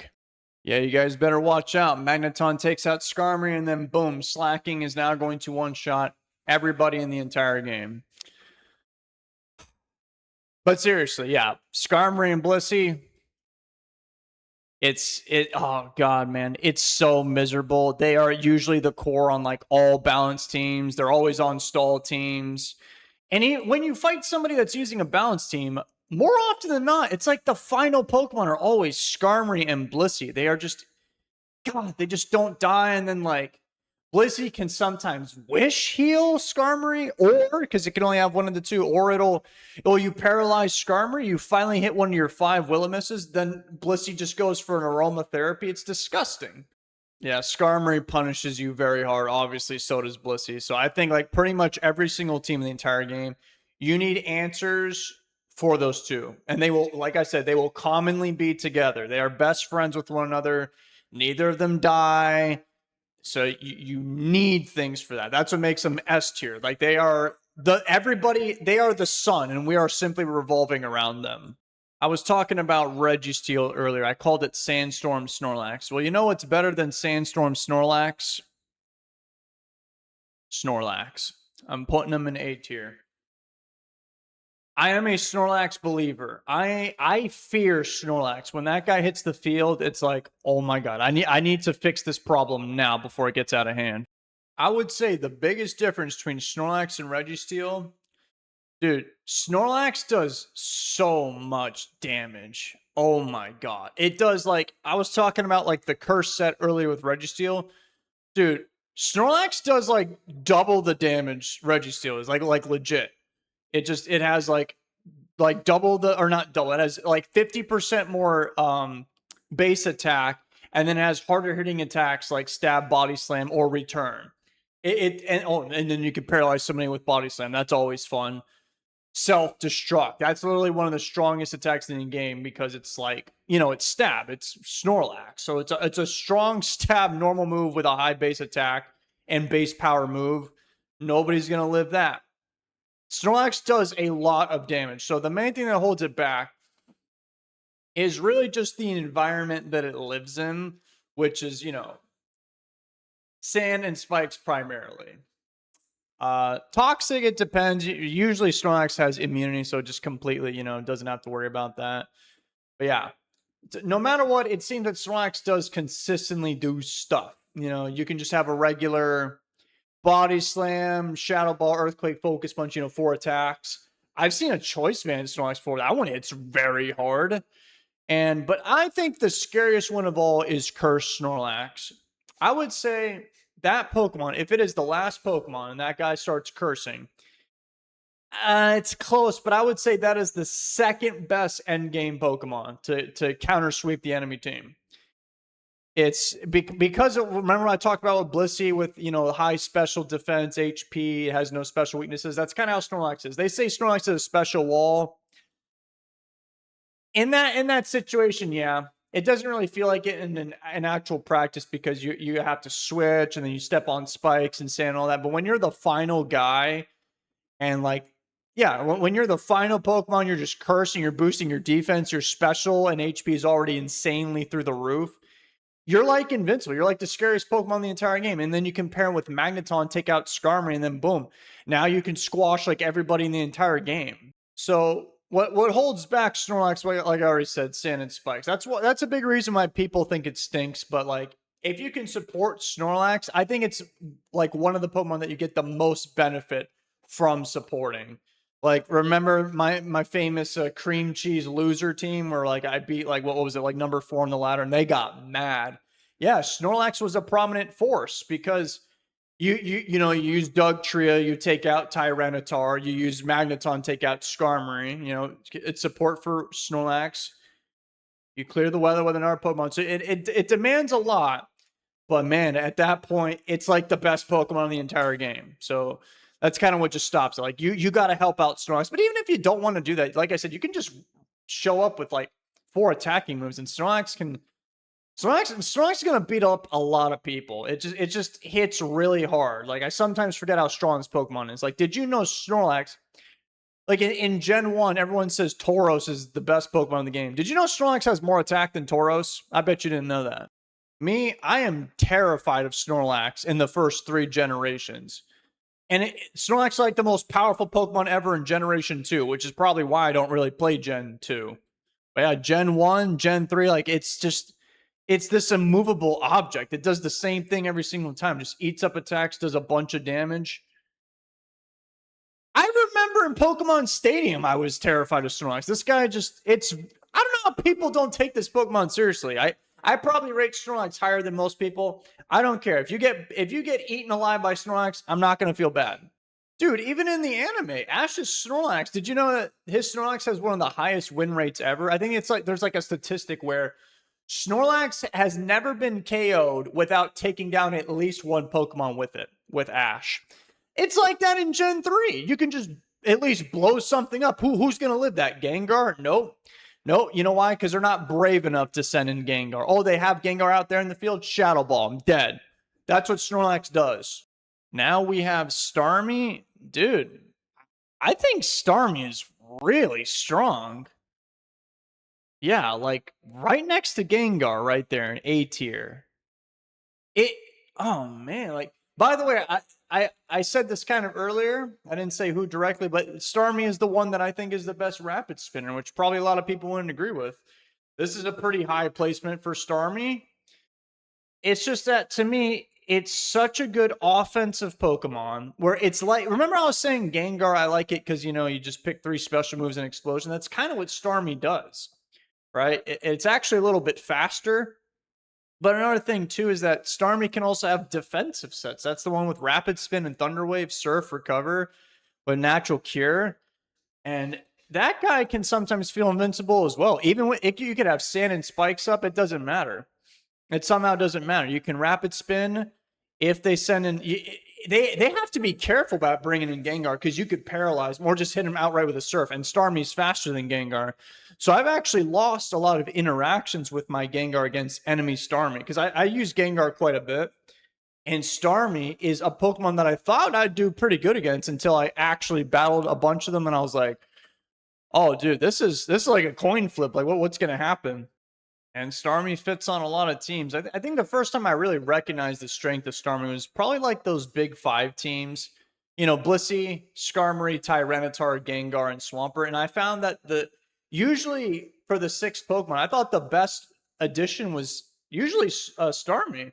And it could be either an offensive one with Surf, Ice Beam, whatever, and Rapid Spin, or it could just be, you know, the defensive one with Rapid Spin and Thunder Wave and all that. Either one would fit. And like if you bring one with Recover, well, guess what? You got Skarmory and Blissey, so you got three walls essentially, and this is the guy that gets spikes off the field for you while doing consistent damage with Surf and being very fast at it too. And if you choose the special offensive one, that one just reminds me of Gengar. You do take damage from spikes coming in, but you're also the one that gets rid of them. And you're faster than Gengar, so you can actually defeat other Gengar with Psychic if you want. And this is a Pokemon that's good at like taking down like Superman teams like Moltres, Surf, Flygon, Ice Beam. So it's good for that as well. Really, the main thing I guess that Starmie would have to be concerned about is like Blissey. You know, Blissey is just. I've said it a million times. If you're a special attacker and you can't boost your special attacks, such as like Raikou, you just get completely shut down by Blissey. So that's the bad thing. But, you know, you can at least recover, and depending on the Blissey set, you can rapid spin the spikes away, recover or something, switch out, maybe paralyze it, and it'll miss a turn. Starmie has a lot more longevity than I thought, because when I look at Starmie and I look at its stats and its move pool, I think it's an offensive Pokemon, but it's surprisingly good defensively. People say, oh, you know, like Skarmory can give it some issues if it hits it with Toxic and stuff, and like people like Gengar, which I already talked about Gengar. Yeah, you could get hit with Toxic. You could also just miss. You could paralyze Skarmory and then switch out because you have Natural Cure, so it's not that big of a deal. Pursuit Tyranitar or Pursuit Houndoom. Starmie's faster than both of them and has Surf. So, you know what I mean? Like, there's a lot of like, okay, these guys can give Starmie issues, but Starmie has like answers to those guys that could give it some issues on top of that. And people like Gengar because, you know, it does a lot of special attacking damage, but I think Starmie at times is even better. Gengar has more special attack, but like, first of all, Gengar has Ice Punch, Starmie has Ice Beam, right? That's a stronger move. Gengar doesn't have any stab, really. Starmie has stab Surf. Usually it's running Surf. Hydro Miss, Psychic. So Gengar really just has Starmie beat with Thunderbolt, usually. How strong do I think Suicune is? I think Suicune is extremely strong. I'm putting Suicune in S tier because, from my experience, and my opinions can change with time, at this point, I believe Suicune is the best final Pokemon in the game. It is the one that was better than Snorlax. And I also believe it is the best boost sweeper in the entire game.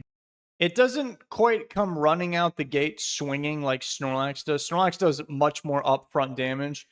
But if you can invest in Suicune, this thing pays massive dividends. It's basically just completely unkillable. It'll outright just sweep everything in the game. This is like one of the few special attackers alongside, I guess, Raikou. I would say really just Suicune. Suicune's like the only special attacker realistically that can beat Blissey with special attacks, because I guess Gengar can blow it up. That's everything you need to know because of Calm Mind, obviously. If Blissey is dying to special attacks, you know this Pokemon is not messing around. So Suicune's issues is kind of similar to Snorlax. It just, you know, it's weak to sand and spikes and even toxic, right? And in a sense, it can be worse than Snorlax because it's more passive than Snorlax. It requires more time to set up. But oh my God, all it takes is like a couple of turns, sometimes even one turn, where it just, the entire battle, it just, the fate has been changed just like that. And there's nothing you can do to stop it. I would say Suicune is the #1 target where, like, if the opponent has one and they've revealed it, the moment it hits the field, you must immediately apply pressure, offensive pressure on that thing. Suicune doesn't like pressure. No pun intended, get it? Because Suicune's ability is pressure, which, by the way, I've lost many battles struggling to Suicune on top of that. There's different kinds of Suicunes, too, if you didn't know. There's the infamous, as the kids call it, the Crocoon one, where it's just Surf, Calm Mind, Rest, Sleep Talk. That one's pretty cool, though. I've used it. It can be kind of inconsistent because sometimes you get the wrong moves when you're sleep talking. And then you can have an unpleasant time versus certain Pokemon like Salamence and Celebi. So sometimes you forego sleep talking, just slap Ice Beam on it instead. That's probably the one that I like to use. But, you know, dude, you can use this Pokemon in different ways. Like, I've seen people lead off with a Calm Minding Salackberry Suicune. So they get to, like, you know, as much special attack as possible. They get the speed boost. They're now the fastest thing in the game. And they're blasting through everybody with Surf, Ice Beam, Hydro Miss. It's crazy. Sometimes they have sub. That one can be very infuriating because then you can't even status it or leech seed it. And what's another one? It can. There's one that I'm missing. Sub. Oh, roar. Yeah, Suicune will actually use roar to roar out other people, such as another Suicune, a Salamence, a Snorlax, some dude like that. And by the time the opponent the enemy Suicune, Salamence, Snorlax, whatever comes back in, you already have so many Calm Minds. They're just poof. They're going to get eliminated. You know, at first I was thinking S tier for Suicune. Maybe that's a bit too high, but then I realized, dude, I've seen Suicune do it so many times before, from the opponent and myself included. Like, a similar Pokemon to compare it to is Snorlax, but Snorlax blows himself up half the time. He doesn't care about surviving. Like, this is the ultimate tank that you need to prepare yourself for. This is when you actually, funny enough, would use a Pokemon with Explosion to blow up Suicune, because like that's a good one for a choice man in Metagross. Well, I guess you don't really need a choice man. You just got to blow up Suicune. Like, if it's the final guy, oh man. I have literally won battles where I'll plan ahead. The opponent could have 6 Pokemon. I don't care. They could have an entire team, and I'll plan ahead, and I'll see what enemy Pokemon is out there at the moment, and see what else they've got, and say, okay, I can do this. All I gotta do is perfectly bait this one Pokemon in, and then by the time my second to last Pokemon dies, I can bring in Suicune and get up a free Calm Mind on that Pokemon when they switch or do whatever, and then that's it. That's it. That one turn where I got the Calm Mind was everything I needed to set in motion a long cascading events of pain for the opponent.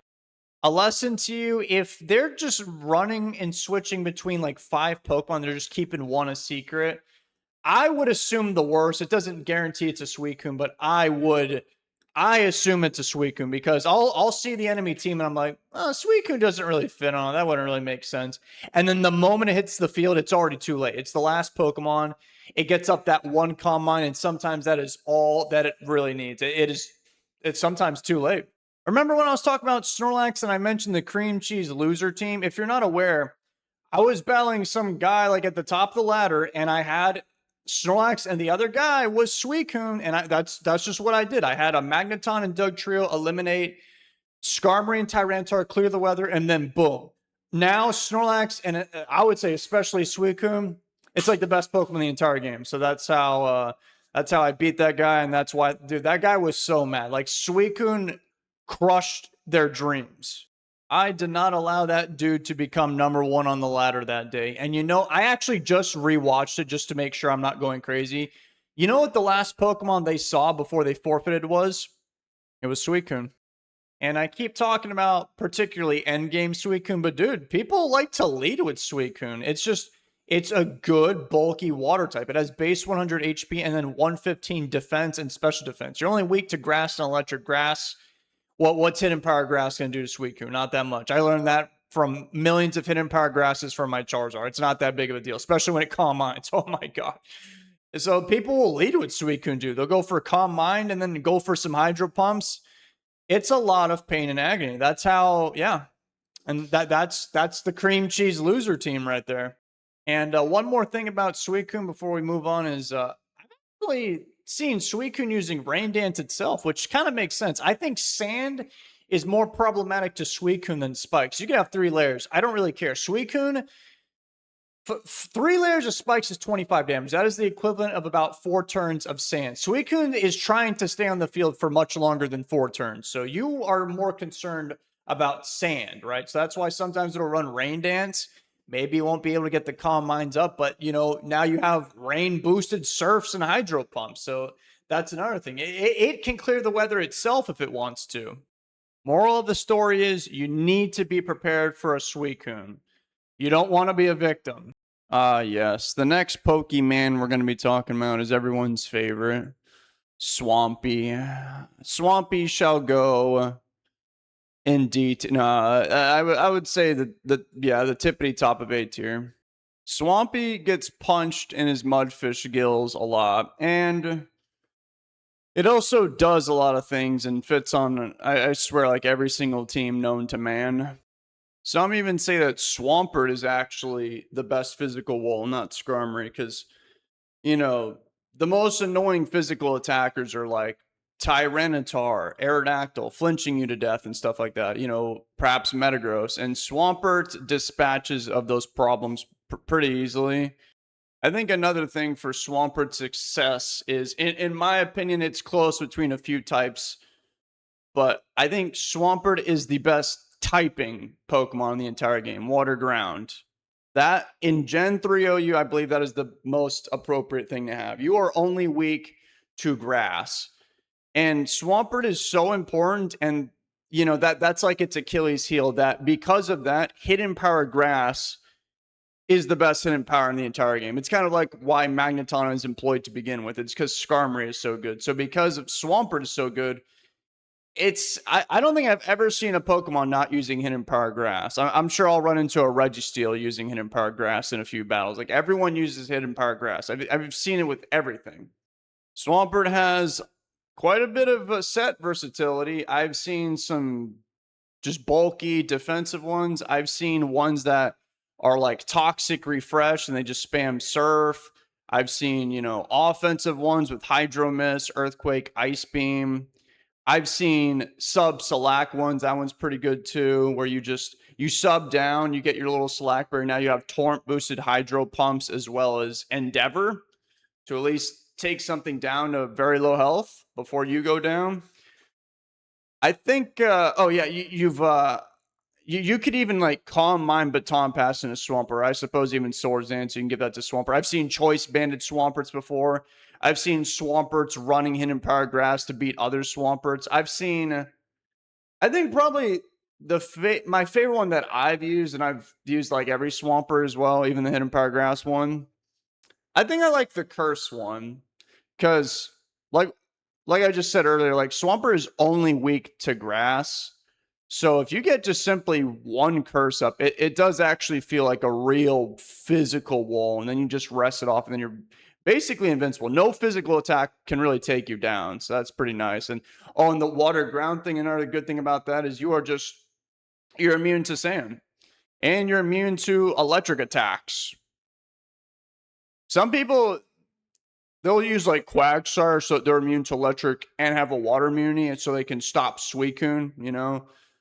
But most of the times you're just better off with Swampert just because it just has like better stats and it's more vicious and ferocious, and it's, you know, always getting punched in its gills, and it's built up a resilience against that. I just remembered another stupid one is Counter Swampert. So everyone runs Hidden Power Grass, I just said, but the game considers basically every hidden power as a physical attack. So you hit Swampert with a Hidden Power Grass, boom, hits you with Counter, you're dead. So yeah, Swampert is like the premier rock resist, I would say. Bro chip heals quite a bit too. And the only grass Pokemon using grass moves, and it doesn't even do it this often, is Celebi. Celebi half the time is just passing off Calm Minds and Swords Dances and stuff. So Swampert doesn't really have any natural threats, really. People have to improvise with Hidden Power Grass. Or, you know, they just beat it down with just sheer damage after a while. But Swampert just has really good stats in typing, as I've said before. So it takes a while. Swampert, very, very good Pokemon. Fits on a bunch of teams. Just use it, you'll understand. Or fight it, and you'll understand whether you like it or not. Oh, I got to make a very important decision right now. Up next is the GOAT of singles. Big Bad Tyranitar coming up. This is what everyone says in Gen 3 OU is the best Pokemon, full stop, which it can't be because Blissey is. So where would I put Tyranitar? It was very close. It was very difficult, but I'm going to decide number 2. I figured Tyranitar would be either number 2 or number 3. So it was either Skarmory or Tyranitar had to sit there. And they were swappable because I figured that Skarmory, as I mentioned earlier, works very well with that pink abomination. Tyranitar doesn't really work well with that. It's, you know, it sets up sand. But guess what? It works well against it, which is good. Tyranitar is the face of Gen 3 OU. Tyranitar is the most meta warping Pokemon in the entire game. Why is it not number one? Just because you're the most meta warping one doesn't mean you're the best Pokemon. Those are two different things. I have a very interesting perspective on Tyranitar that I think you'll probably find interesting as well. I'll tell you in a minute. First, I'm going to talk about its strengths, which this thing has a million strengths. So the first one, its most iconic one, kind of why it's the face of this game, is the iconic Sandstream ability. The moment Tyranitar hits the field, there is a sandstorm. How long does it last? That's the cool part. Forever. It's just there forever. It's the only Pokemon in the entire game in OU that can do it. Like, the only other Pokemon actually in the entire game that can do that kind of thing is Groudon and Kyogre. They are not allowed here. So Tyranitar is the only one that can do that job. That's pretty impactful, I would say. Just constant sand chip damage if you're not a rock, ground, steel type. Then there's the Dragonance Tyranitar set, which I've pulled my audience a few times, and I don't know about the whole entire community's opinion, but my audience's opinion, they think that Dragonance Tyranitar is the best Pokemon in the entire game. Right. Just that specific set. That is the most impactful, strongest menace to society. And honestly, I think that is a very fine take. I don't agree with that, but I've used Dragonance Tyranitar many times before. Oh, dude. It is a force to be reckoned with, and it's always funny when you flinch the opponent. One trait that can lead a Pokemon to being higher tiered, in my opinion, is if they can do multiple jobs pretty well, like with Swampert or Salamence. Yeah, Tyranitar is that guy, pal. Like, this thing, Dragon Dance. There's the Pursuit Trapping one. There's the Mix attacking one. There's four physical attacking ones. A bulky attacking Tyranitar. There's a Choice Banded Tyranitar. I've seen a Toxic Stalling one. I've seen a Para-Flinching Tyranitar. One with Roar. Taunt Dragon Dance. The one that I probably had the most success with was Dragon Dance Tyranitar with Hidden Power Grass to specifically take out Swampert. This guy can learn everything. Now, the best one objectively, I would say, is Rain Dance Tyranitar. That's just me. I do not think Tyranitar is the best defensively. Like, some people believe that this thing is, like, really tanky and it can eat up anything. I do not believe that to be the case. Tyranitar has, like, 6 resistances and 6 weaknesses, almost like the Celebi thing earlier. But I'll just tell you right now, it's not how you're imagining it. It's not like a coin flip, because those resistances, they're not that useful. Tyranitar resists Poison, Ghost, Dark. Those are all very uncommon attacking moves. It's weak to Water. That's everywhere. Ground. That's everywhere. Fighting. Yep. Grass. Everybody has Hidden Power Grass. As you can see, like, it runs into some, I'm weak to this attack all the time. So I have a very interesting perspective on Tyranitar. So pretty much a bunch of people, like virtually everybody, will say that Tyranitar, it's like the sun. It is the center of the universe in this format, and we must adapt to it. I do not believe that to be the case. I think the sun of this universe is like slow-paced stall. That's what I believe. Before I got into OU, I played a lot of Gen 3 random battles, and I made a tier list on that too, actually. And I found that outside, like, legendaries with overpowered stats, the most powerful Pokemon in the game, where they were stally Pokemon that could recover, wish, all that stuff, toxic, set up spikes, those were the strongest things in the game. So I figured, okay, that's going to have a direct carry over to OU. And that's kind of what I think still. I think that is what is happening, because in Gen 3, the power level isn't, like, insane. Like, it got quite a bit higher in Gen 4. I would say that's a pretty big spike. I think a lot of people would agree with that. But it's still stronger than Gen 2. So you can still, like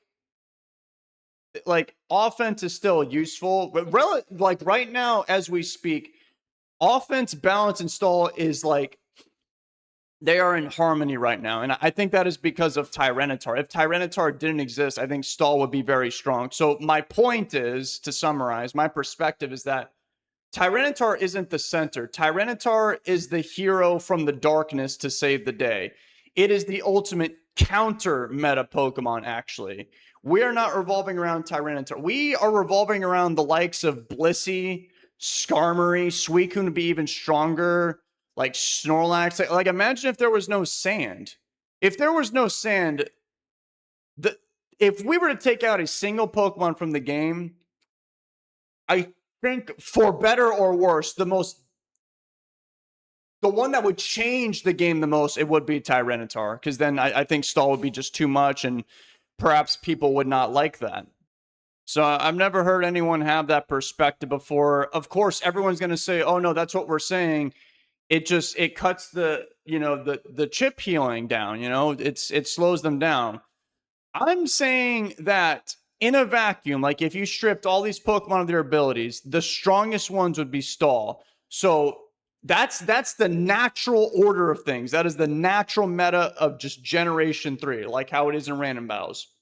Because the most common item is leftovers. It's much slower paced here. So therefore, we must adapt to that meta. And I believe that Tyranitar is the best counter meta Pokemon. The way the universe naturally intended was for things to be very slow paced, but Tyranitar stops that. So perhaps that should shed some light into the mind of my abyss as to why I still think Blissey is better than Tyranitar, because like I'm saying, in a vacuum, the stally, beefy Pokemon that don't die are the best. Even with the sand up, because I'm trying to order this realistically, and the sand is up a lot, right? So these Pokemon have to deal with it. It affects the tier list. And I'm saying even with the sand up, Blissey is still number one. So what if the sand didn't ever exist? Blissey would be in a tier of its own. And another thing too. Okay, so you brought a Tyranitar. It's not that difficult for me to bring, like with my Blissey and Skarmory core, it's not that difficult for me to bring, I don't know, a Doug Trio or something, trap and eliminate your Tyranitar, and then clear the weather with somebody else, my Suicune, my self-sufficient Suicune that doesn't like sand, and then boom, like now I have changed the meta back to the way it's supposed to be, which is staller, bulkier Pokemon, and you lost your Tyranitar. You can't get the sand back up. Another issue with Tyranitar that I run into from time to time is just actually the sand itself, its biggest strength, as they say. Well, what happens if I have a bunch of Pokemon on my team that don't like sand? Like the Big Five team itself. The Big Five is Tyranitar, Skarmory, Swampert. Okay, that's cool. And then you have a Blissey and a Gengar. And then commonly a Starmie. Those three are weak to sand, right? So the sandstorm giveth, the sandstorm taketh. So that's a conundrum that you can have. Like you can have sand to mow down any and all stall teams, but for it to make a lot of sense, you probably should have Pokemon that don't get hit by sand. I mean, you can if you want, but it's probably more efficacious to not do that. But then if you have a bunch of rock, ground, seal types, well, guess what? Now you're opening yourselves up to common weaknesses. Like all three of those, they're weak to water. Water, that's pretty common. So sometimes that's when, and I've heard people make this argument, and I can see it, like, Spike sometimes is more useful than sand. Okay, I think I've spoken long enough about the GOAT of singles. So we're going to go from talking about the GOAT of singles to talking about the GOAT of singles. All right, the next Pokemon is going to be Zapdos. I'm going to put it in A tier. Some people may say this is kind of low. I would say the main thing that makes it not as strong as I once thought it was because Speed Pass was banned. This was like the #1 criminal responsible for that. I remember I played during that test. Dude, everybody was leading with Zapdos. Like, I was under the impression everyone would be using Swords Dance Ninjask and give it to Marowak. No. People were cooking up some foul things in the kitchen with Zapdos. Zapdos has base 125 special attack and base 100 speed. That is very good. This is the guy that you do not want to get hit by a Thunderbolt with. Skarmory, not the biggest fan of those Thunderbolts. Zapdos is one of, if not just the best special attacker in the game in the eyes of many people. And you know what else Zapdos is one of the best at? Just its typing. Its natural typing of electric and flying. It is the only one in this game like that. If you don't know, electric is only weak to ground. If you are a flying type, you are completely immune to ground. So therefore, Zapdos shrugs off that electric weakness by just being a flying type. And Because you're a flying type, you don't get Dug trapped and you're immune to spikes. That is extremely good. I think that flying thing is what gives it the edge over Jolteon and Raikou, just completely ignoring spikes. Now, the problem with Zapdos is that this thing just gets cooked by Blissey, who I absolutely hate. Now, the good news, though, is there's a little trick. It's called Zap Dug. So basically, you have a Zapdos there, and you baton pass because you're trying to lure in Blissey, because Blissey loves to switch into Zapdos and any and all special attackers. Zapdos carries baton pass, so you baton pass, you bring in Doug Trio to catch and eliminate the Blissey, and then all of a sudden, Zapdos has become a lot scarier. Zapdos is also pretty versatile. I think it's primarily a special attacker, but I've seen mix attacking ones with Drill Peck and just Hidden Power and Thunderbolt. And I've seen choice banded ones for Blissey and like Tyranitar even. You know, you just slap a choice band on that thing, Drill Peck, and then Hidden Power fighting. It's not that common, but I'm telling you right now, I ran into it and nobody sees it coming, and it's very oddly effective. I actually think the most annoying Zapdos ever is like the tanky one, where it's just, it rests and, you know, poisons you and stuff. And then you have, once again, you have a Blissey to wake it up. Sometimes it doesn't even need that help. But I've noticed I'll have the Sandstorm up, like chipping Zapdos every turn, and it's still so tanky, and it doesn't die, and Zapdos has pressure, and then it can pressure stall you. That is oddly effective as well, and I hate that one. That's on those stall defensive Superman teams with Blissey and all that. I hate it. Yeah, if Zapdos could still agility baton pass, this guy would be several spots higher. Aerodactyl would be several spots lower. I don't know which universe I prefer to exist in. Do I want to get swept by a bunch of Marowaks, or like get flinched to death all the time? I don't know. Unfortunately, I think this universe is slightly healthier. Not by much. We actually have 2 surprise guests here. 2 more people that joined OU, like Registeel and Raikou. Now, Registeel and Raikou are OU. These 2 are OU by technicality. I do not know what that means. I don't care. Porygon 2, D tier. I am not really the biggest Porygon believer, because to me, it just seems like an underwhelming Blissey. It's just a bulky normal type. It has, you know, Thunder Wave, Toxic, supporting moves like Blissey, but it doesn't have Natural Cure. It has Recover. Okay, Blissey has Soft Boiled. And then it has, you know, Thunderbolt, Ice Beam. Okay, Blissey can do that too, but it doesn't have like Aromatherapy and, you know, a million special defense and whatnot. Now, I will say the cool thing about Porygon, I would say its defining trait, its ability Trace. With Trace, you can send in Porygon on the opponent's Doug Trio after they just took you out, or a Magneton, and you can trap them. And, you know, you can eliminate them, or you can be... I've ran into some scary things in my time. Sometimes they don't just catch the Doug Trio and eliminate it. Sometimes they set up and then they send in other Pokemon to sweep your whole entire team. It's a really long, painful story. This has happened to me. Look, this is a tier list, not a therapy session. I don't want to tell you the details. Just know Porygon, it's kind of niche. Up next, we have Porygon's partner in crime, Regice. I think it's okay. It's funny enough, yet another Pokemon I believe is outclassed and outshined by Blissey. Regice is supposed to be like this special wall. Well, it's weak to sand spikes just like Blissey, but Blissey has Soft Boiled. Regice doesn't have that. Regice goes for rest. And I think another issue with Regice is... hence the name Reg Ice. When you walk up to me and you say, "Hey man, I'm looking for a job on this team," I'm like, "Oh, okay, cool. What do you want to do?" "I want to be a special wall." "Okay, so you want to be a wall. You must have good defensive attributes. What type are you?" "Ice." Yeah, sorry, we're not hiring. Regice can hit pretty hard with like Ice Beam, Thunderbolt. That's good. Bolt Beam coverage. Well, Blissey gets that too. Oh, it has Thunder Wave. Blissey gets that too. Now, Regice does learn Explosion, but I'll say right now, if you're trying, if you want an Explosion user, this is probably not the first thing that comes to my mind. You don't really see Regice too often. I don't run into it a lot, but I will say the best one that I ever ran into was the psych up one. So basically, I'll be setting up with like Suicune. As I said, that is the best boost sweeper. It could be Raikou, Celebi. It's usually a Suicune. And then they send in Regice, right? You've got like 2.5 special attack or whatever, and you can't KO them because they're Regice. They have a million special defense. So you hit them with Surf, and then they go for Psych Up and steal all your stats. Now you're really not doing any damage, and then they can hit you with a Thunderbolt, and then then you just lose right there. It's pretty cool.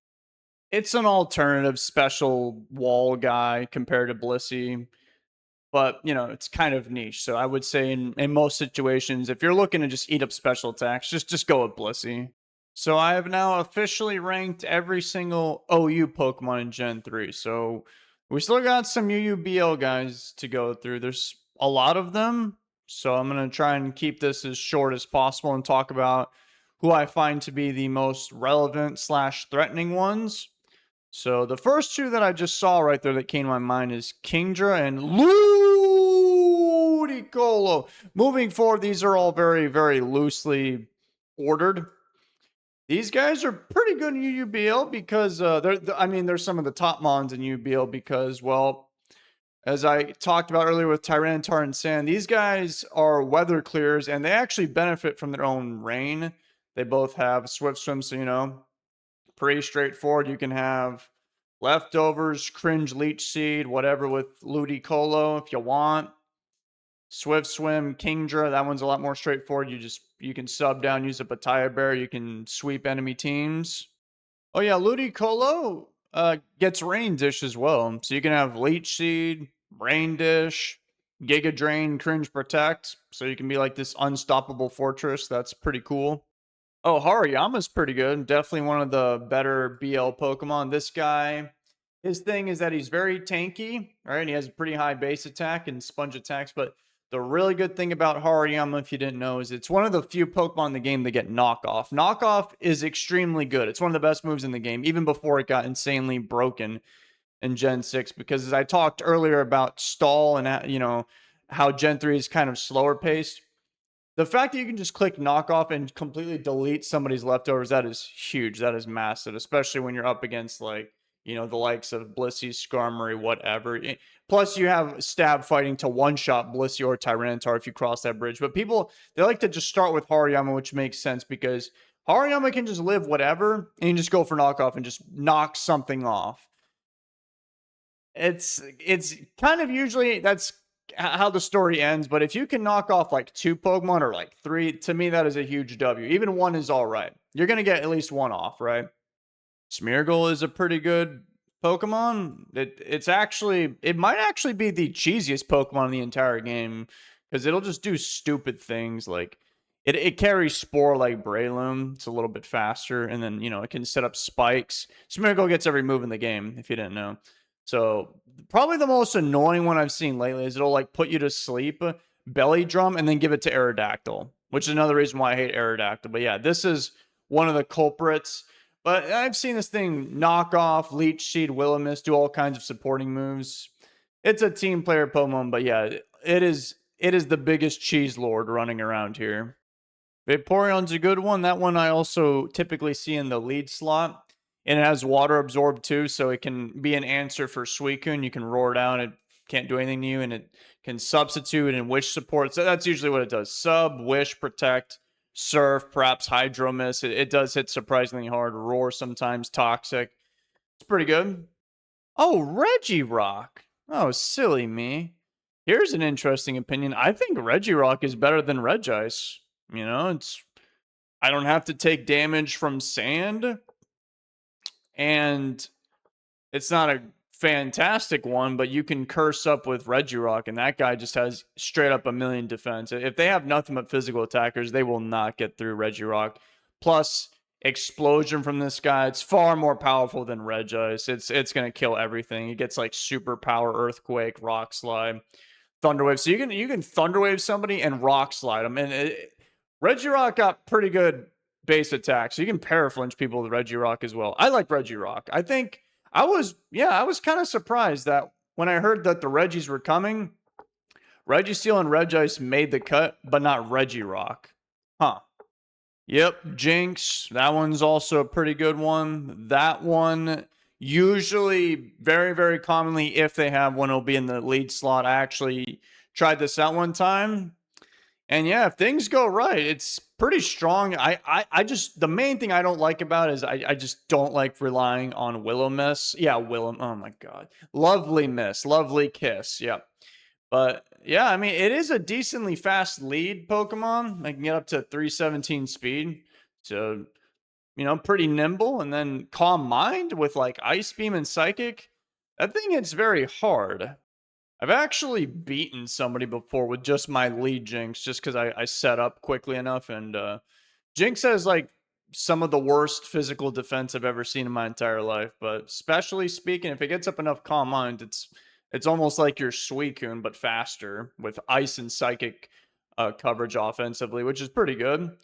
So that's Jinx. You also get Mean Look and Parasong if you want to if you want to go out and ruin someone's day, you could do that.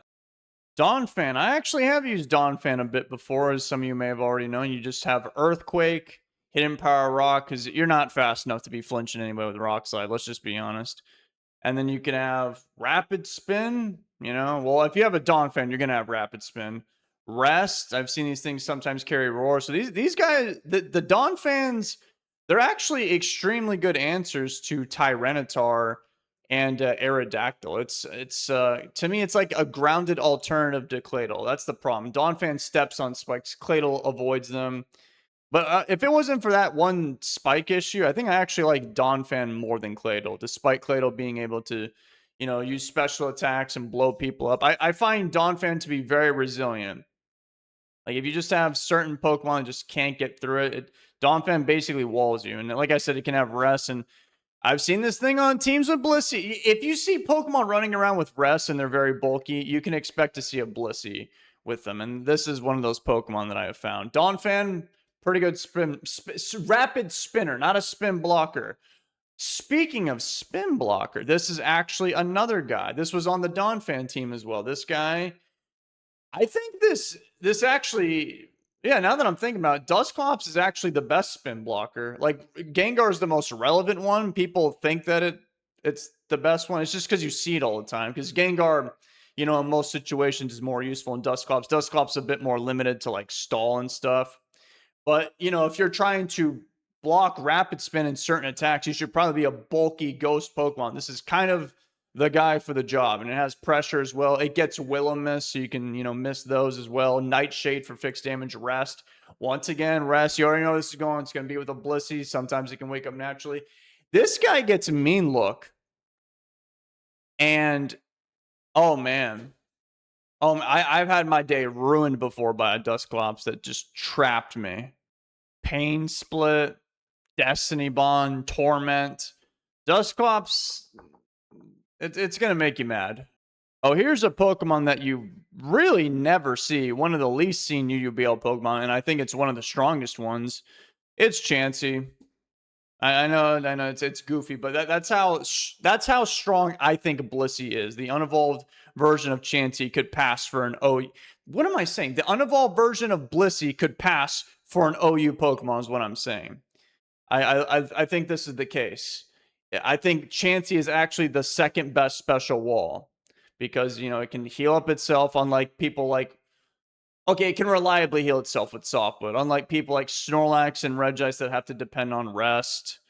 You can, yeah, it's the reason if Blissey didn't exist, Chansey would be OU. It wouldn't be the strongest Pokemon like Blissey because the stats are a little bit lacking, but it'd be very strong still. It'd be probably in like, if Blissey didn't exist, this thing would be at least C tier, maybe even B.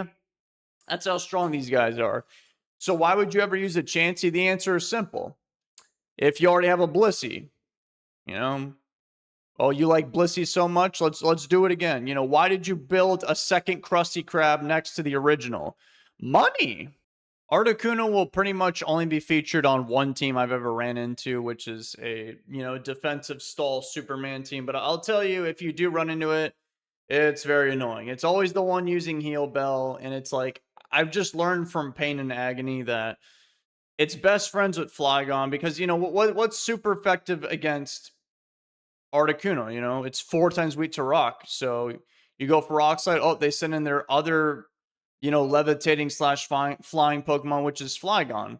And then Flygon is weak to Dragon and Ice. Guess what? You know, Articuno has a lot of special defense, and they just go back and forth and back and forth. And then Flygon will rest. Articuno will wake him up. Articuno will rest itself, and it'll just wake. It's a nightmare. It's a nightmare. I've seen it done before and it is very effective. So I think it's, yeah, I think D tier is appropriate. It's extremely niche, but it does do the job very well, which actually leads me to the next Pokemon if I can find it. This one is a UU Pokemon. Oh, I found it. It's Misdreavus, same thing as Articuno. You'll pretty much strictly see that on the same exact, not the same specific team, but the same idea. A stall Superman thing going on. And Misdreavus, well, it's always going to have Mean Look and Perish Song. So it can fly above the spikes. And then you know, long story short, basically this thing can come in on a pesky Pokemon, somebody that's kind of annoying for them. Let's say you brought a Blissey because you wanted to win today. Okay, well, if they send a Misdreavus and you decide to stay in on that Misdreavus for whatever reason, you're going to die. It's going to Mean Look you. Now you have no way of killing this thing. It's going to go for Perish Song. Then it's going to rest, right? And then it's just going to switch out. You're going to die. And then they're probably going to go their own Blissey, wake up the Misdreavus, and then the cycle continues. It's quite painful what these two unassuming Pokemon do on the same kind of team. The same kind of team. Like, I've battled some of the strongest teams I've ever seen on the ladder were stall Superman teams, and they had an Articuno or a Misdreavus. Man, the more and more I look at these Pokemon, the more like trauma that comes back to my mind, where I just remember a niche situation where they just ruined my day. An interesting one is Miltank. This one I see has a lot of potential. It's kind of like a Snorlax. It's pretty tanky, you know, mono normal. This thing gets cursed like Snorlax. It's naturally much faster, has base 100 speed if you didn't know. And the difference is this guy actually gets Milk Drink, so it can just heal up, you know, right there on the spot, and it gets Heal Bell as well. That's a dangerous combination. That's like Blissey. You know what I mean? That's just like Blissey, except this guy can also curse on top of that. So I'm surprised. I don't know. I don't want to rate it too high because I don't have a lot of knowledge on it. I'm trying to be as genuine as I can, but this guy, I think this one's a sleeper. I think Miltank is kind of strong. No one uses it though, probably because they're busy using Blissey. I can say Umbreon's ruined my day a few times before. This guy gets Wish and Protects. In that vein, it's sort of similar to Vaporeon. And I find that this thing is like the worst thing you would want your Gengar to run into. Because sometimes Gengar can defeat a Pursuit Tyranitar if you EV it correctly. If they step on spikes, you know, you get enough health back with Giga Drain, you know, you crit him, something like that. That doesn't happen with Umbreon. Like this thing, it doesn't die. It's such a bulky Pokemon, it'll just Pursuit you and at least do a lot of damage on the way out. And one time, I think the first time I ever saw an Umbreon, it beat me. And what it did was, and I've only seen this one time ever, it went for Curse, which it can do that, by the way. And then it went for Baton Pass. Oh, by the way, it gets Baton Pass. That's fun.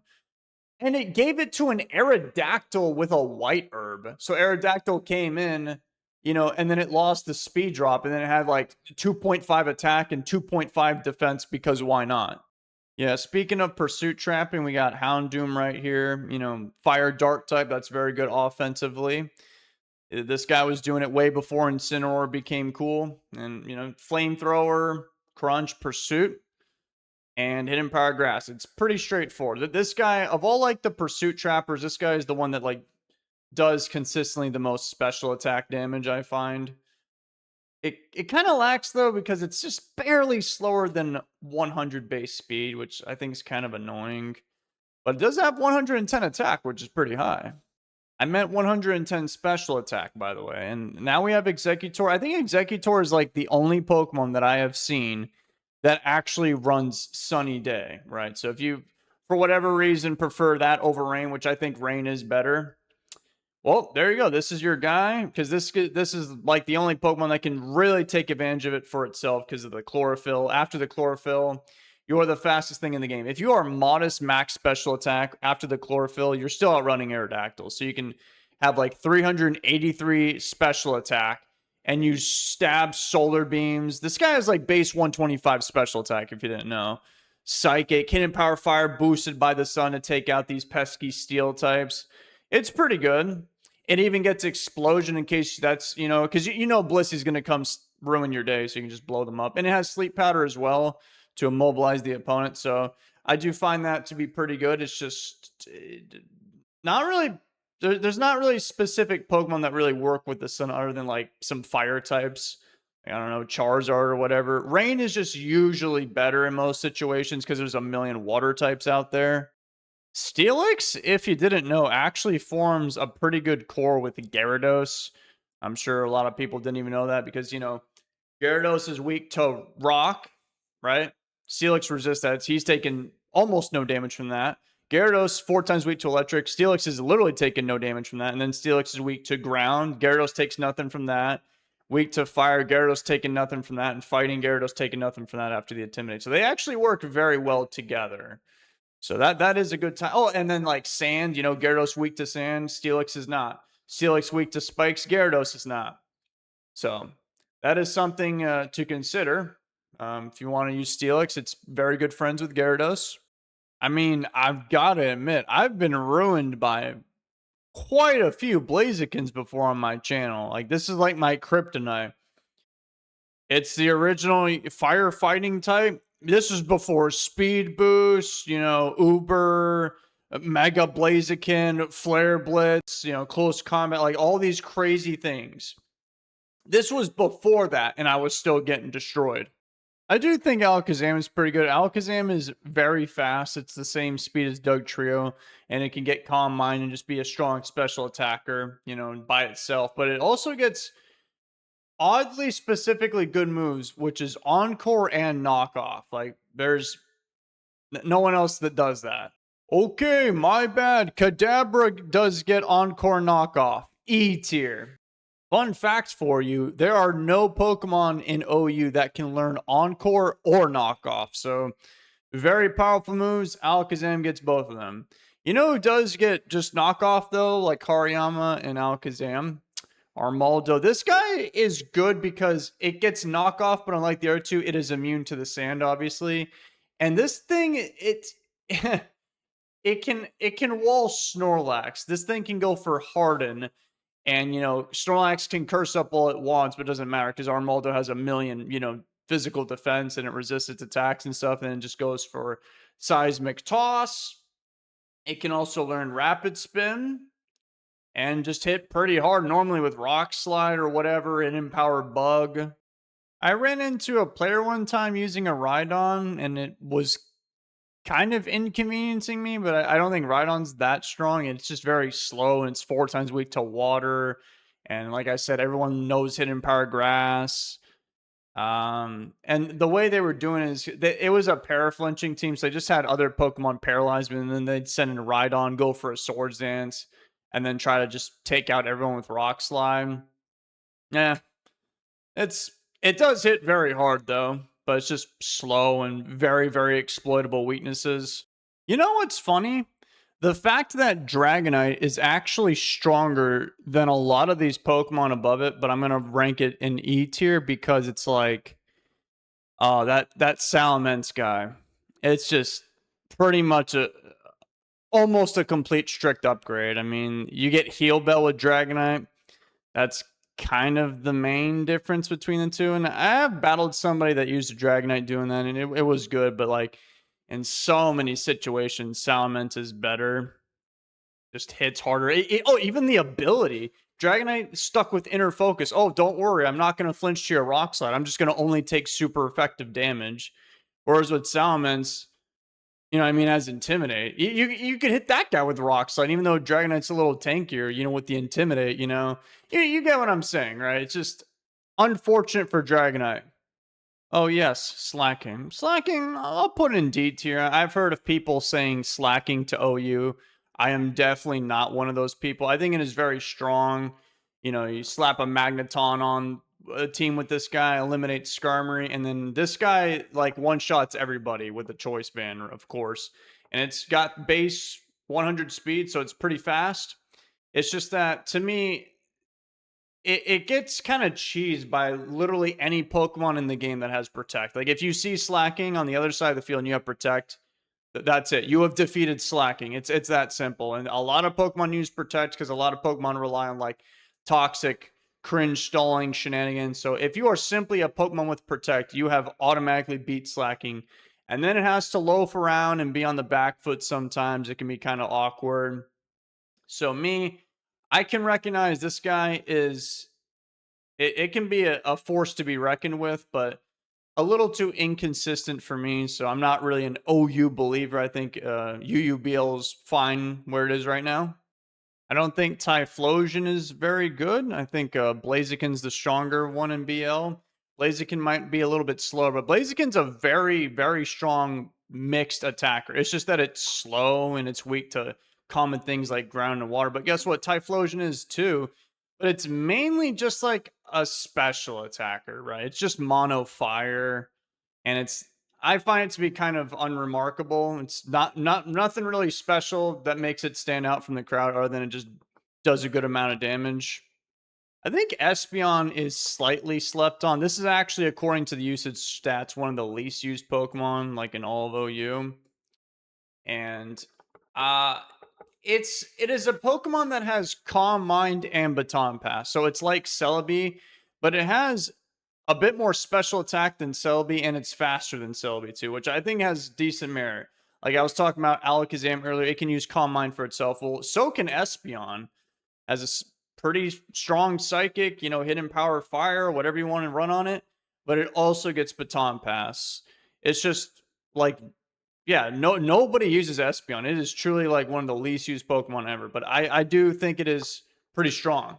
Yeah, Machamp, I'm going to put that thing in D tier as well. It's base 130 attack. It's going to run like either a choice band to just do outrageous amounts of damage.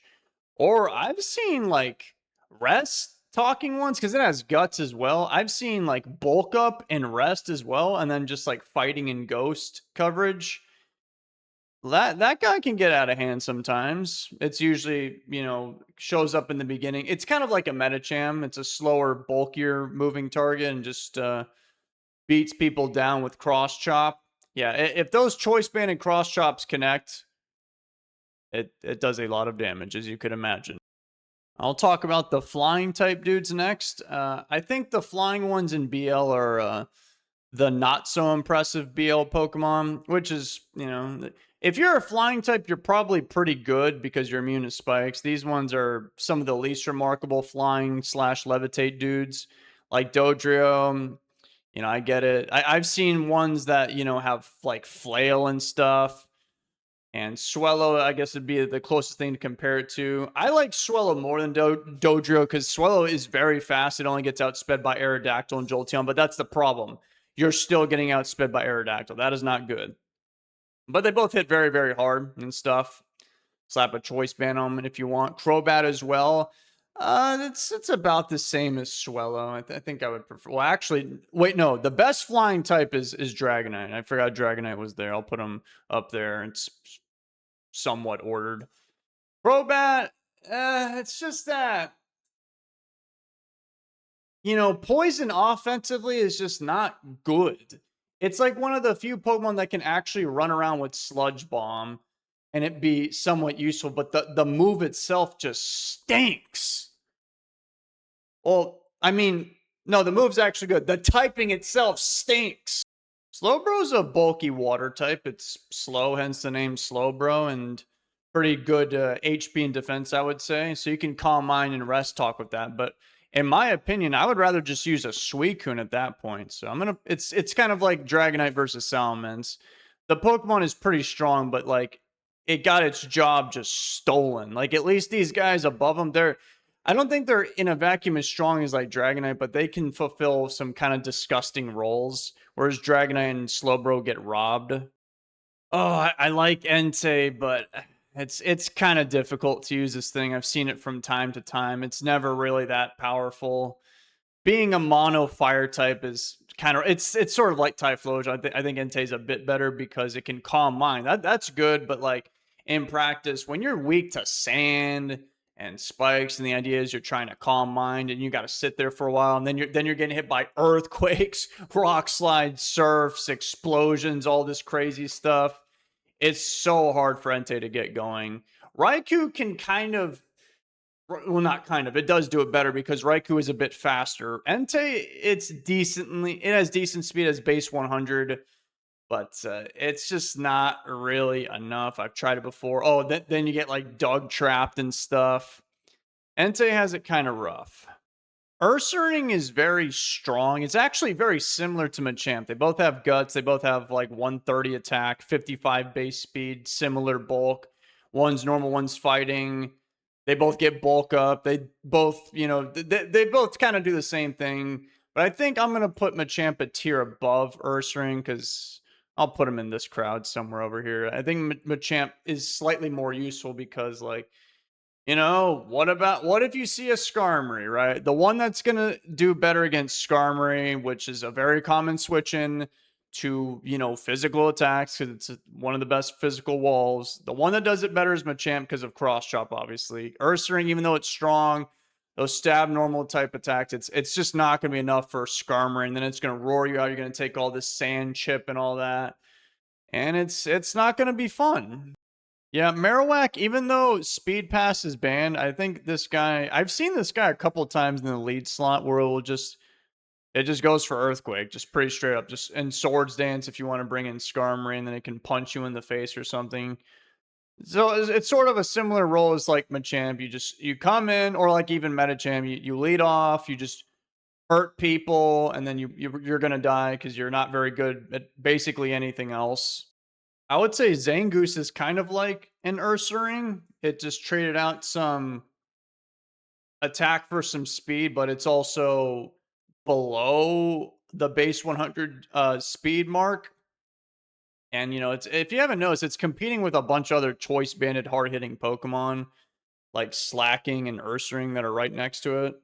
And I don't think Zangoose is the most appropriate selection. I think in this group, Tauros would actually be the best one. I don't think it's quite as strong as like Slacking, because Slacking is insanely strong, so that could actually prove to be very useful. These guys, their stats are pretty much just like rearranged, essentially. Tauros has 110 speed, so you could slap a choice band on that thing and outrun a good amount of Pokemon. It could even be more useful in Slacking, because Tauros isn't loafing around all the time. It's a bit cheesy, but I guess I'll slap it in the better UUBL group, Linoon. The whole belly drum extreme speed thing, it's cool. It's just, it needs some support. If you win, you win, but I think it's a bit cheesy and, a lot to depend on, kind of like with Smeargle. But, sometimes it works. I have done it before a few times. There's videos out there of me doing it. There's videos of me using everything. I'm just kidding. I've never used Blissey before. I have been completely ruined by a Gardevoir one time before, but I'm not going to talk about the details. Just know it involved Porygon right here, that evil criminal. It was so oddly specific. I've only seen this Pokemon like a couple times ever, but I saw it in a tournament. I'm sure some of you already know what happened to me. Pain and agony, yes, but it is very, very, very oddly specific. I mean, it works with this guy, and this guy's not even that common, so I'll put it in E tier. I found Quagsire, guys. Quagsire is actually a UU tiered Pokemon. It is not UUBL. And yeah, I think it's actually pretty solid. Like, sure, Swampert, probably should use Swampert, and if you want Water Absorb, probably like Vaporeon or something. But when you fuse them together, I think it's a pretty good Pokemon because, like I talked about earlier, I liked the Cursed Swampert one a lot. Well, Quagsire also gets cursed, but like, as you can imagine, the main difference between Swampert and Quagsire is this guy gets Water Absorb. So, in other words, you are completely immune to electric and water. That's two pretty good immunities to have. So you could use this thing to set up, and you no longer have to concern yourself with, let's say, a Suicune setting up. Because, you just eat up their water type attacks. And water is just a common move in general. So you could just completely sidestep that, curse up, and then, start hurting people. Weezing is a pretty good BL Pokemon. It has Levitate, so that's good. So, and it's a mono poison, so you're just completely immune to one of your weaknesses. Pretty strong stab sludge bombs. You can spread poison like that. It gets Willow Miss. It gets Pain Split. It gets Kaboom. It gets a lot of good moves. The problem is it's stuck on Weezing. So, yeah. I found Sableye, guys. Yep, this guy pretty annoying. You know, goes with stall. It has it's a ghost dart type, so it has literally no weaknesses. This is before the fairy type showed up. And the only thing really holding back Sableye is just that it has terrible stats, but it has like really good moves to make up for it. Knockoff, recover, taunt. You can use Confuse Ray, you know, toxic, psych up. I've seen that before. It usually just goes around knocking people off, and it's like the ultimate troll Pokemon. Even kind of looks like a troll if you don't. No, no, that's not a troll. I don't know what that is. Oh, Shedinja! Yes, Shedinja. This Pokemon has 1 HP. I would not recommend this. Not with all the sand and the spikes running around. Camerupts can actually have some good matchups where it's a mix attacker. It's strong fire attacks, earthquake, it can blow up. Like for example, Gengar. Gengar does not like Camerupt. Camerupt, yeah, it's got a 4 times weakness to water and it sucks against ground. Well, what happens if you have neither? So Gengar, I mean, what's the hardest hitting thing Gengar is going to go for? An Ice Punch. So Gengar can get cooked by this guy, and Camerupt has like some oddly good matchups. Like, another one would be like Jolteon, you know, Zapdos, like these guys that just don't have water and ground. This guy can come in and do a lot of damage. It is slow though. It's pretty straightforward, but it's a matchup check. That's what it is.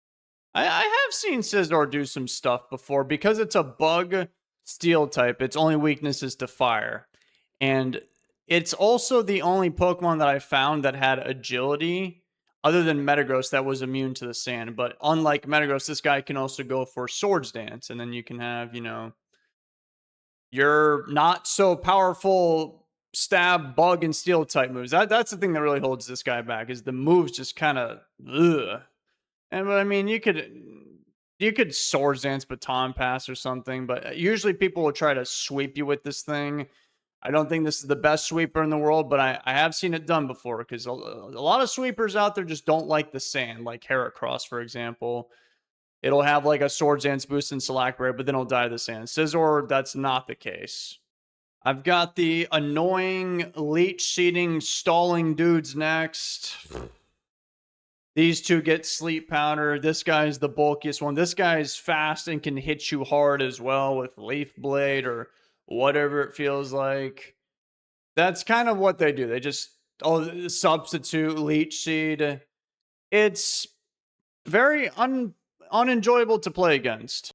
I see Ninjask right here. Yep, nope. Without your little speed pass tricks, you are a nobody. You can stay right there next to your brother. Laylee's okay. It's a lead. It goes for like taunt, spikes, explosion, a rinky dinky ice beam. That's all it can do in its bag of tricks. Okay, so I have now ranked every OU Pokemon and every single UUBL Pokemon in the entire game. I've even ranked some people outside of it, such as, you know, Quagsire, Quag, Sableye, some faces that you may actually run into. There are some other Pokemon down there that I've seen before. Those are the most relevant ones, I believe. And this is very cramped, so I think I'm actually going to make another tier and revise this so you have a better idea of what I'm looking at. I didn't think there'd be this many UUBL Pokemon. I'm sorry. Okay, I apologize for the minor inconvenience. I added another tier to kind of, you know, separate UUBL because I didn't think there'd be like 50 Pokemon in that tier, but here we are. And extra Pokemon from UU and just random people like Sableye. There was a lot of Pokemon. So this is kind of what I'm seeing right now. I also bumped up Dragonite from F tier to E tier because after I added that tier, I was like, yeah, Dragonite's way better than these guys. Still outclassed by Salmon, so that's the biggest problem. It just doesn't have employment, right? So D tier, those are like Pokemon that I found that I actually see quite frequently and can cause me some issues. These are the ones you'll probably run into the most, and they'll actually be doing stuff. E tier, you won't run into them as much. They'll do stuff like Slacking, Machamp, Marowak. They're gonna hurt you, but you just don't really run into them a whole lot. And F tier, not really. And if you do, it's probably not that big of a deal. So I added some new faces. So the most important one is the one at the very, very bottom. Hypno. I had to put that in there because I did get absolutely destroyed by Hypno one time. You're still F tier. Then I put in like Kabutops. I've seen like a Swords Dance Select Flail one, but I think there's better boost sweepers than that. Electrode, it's the second fastest thing known to man.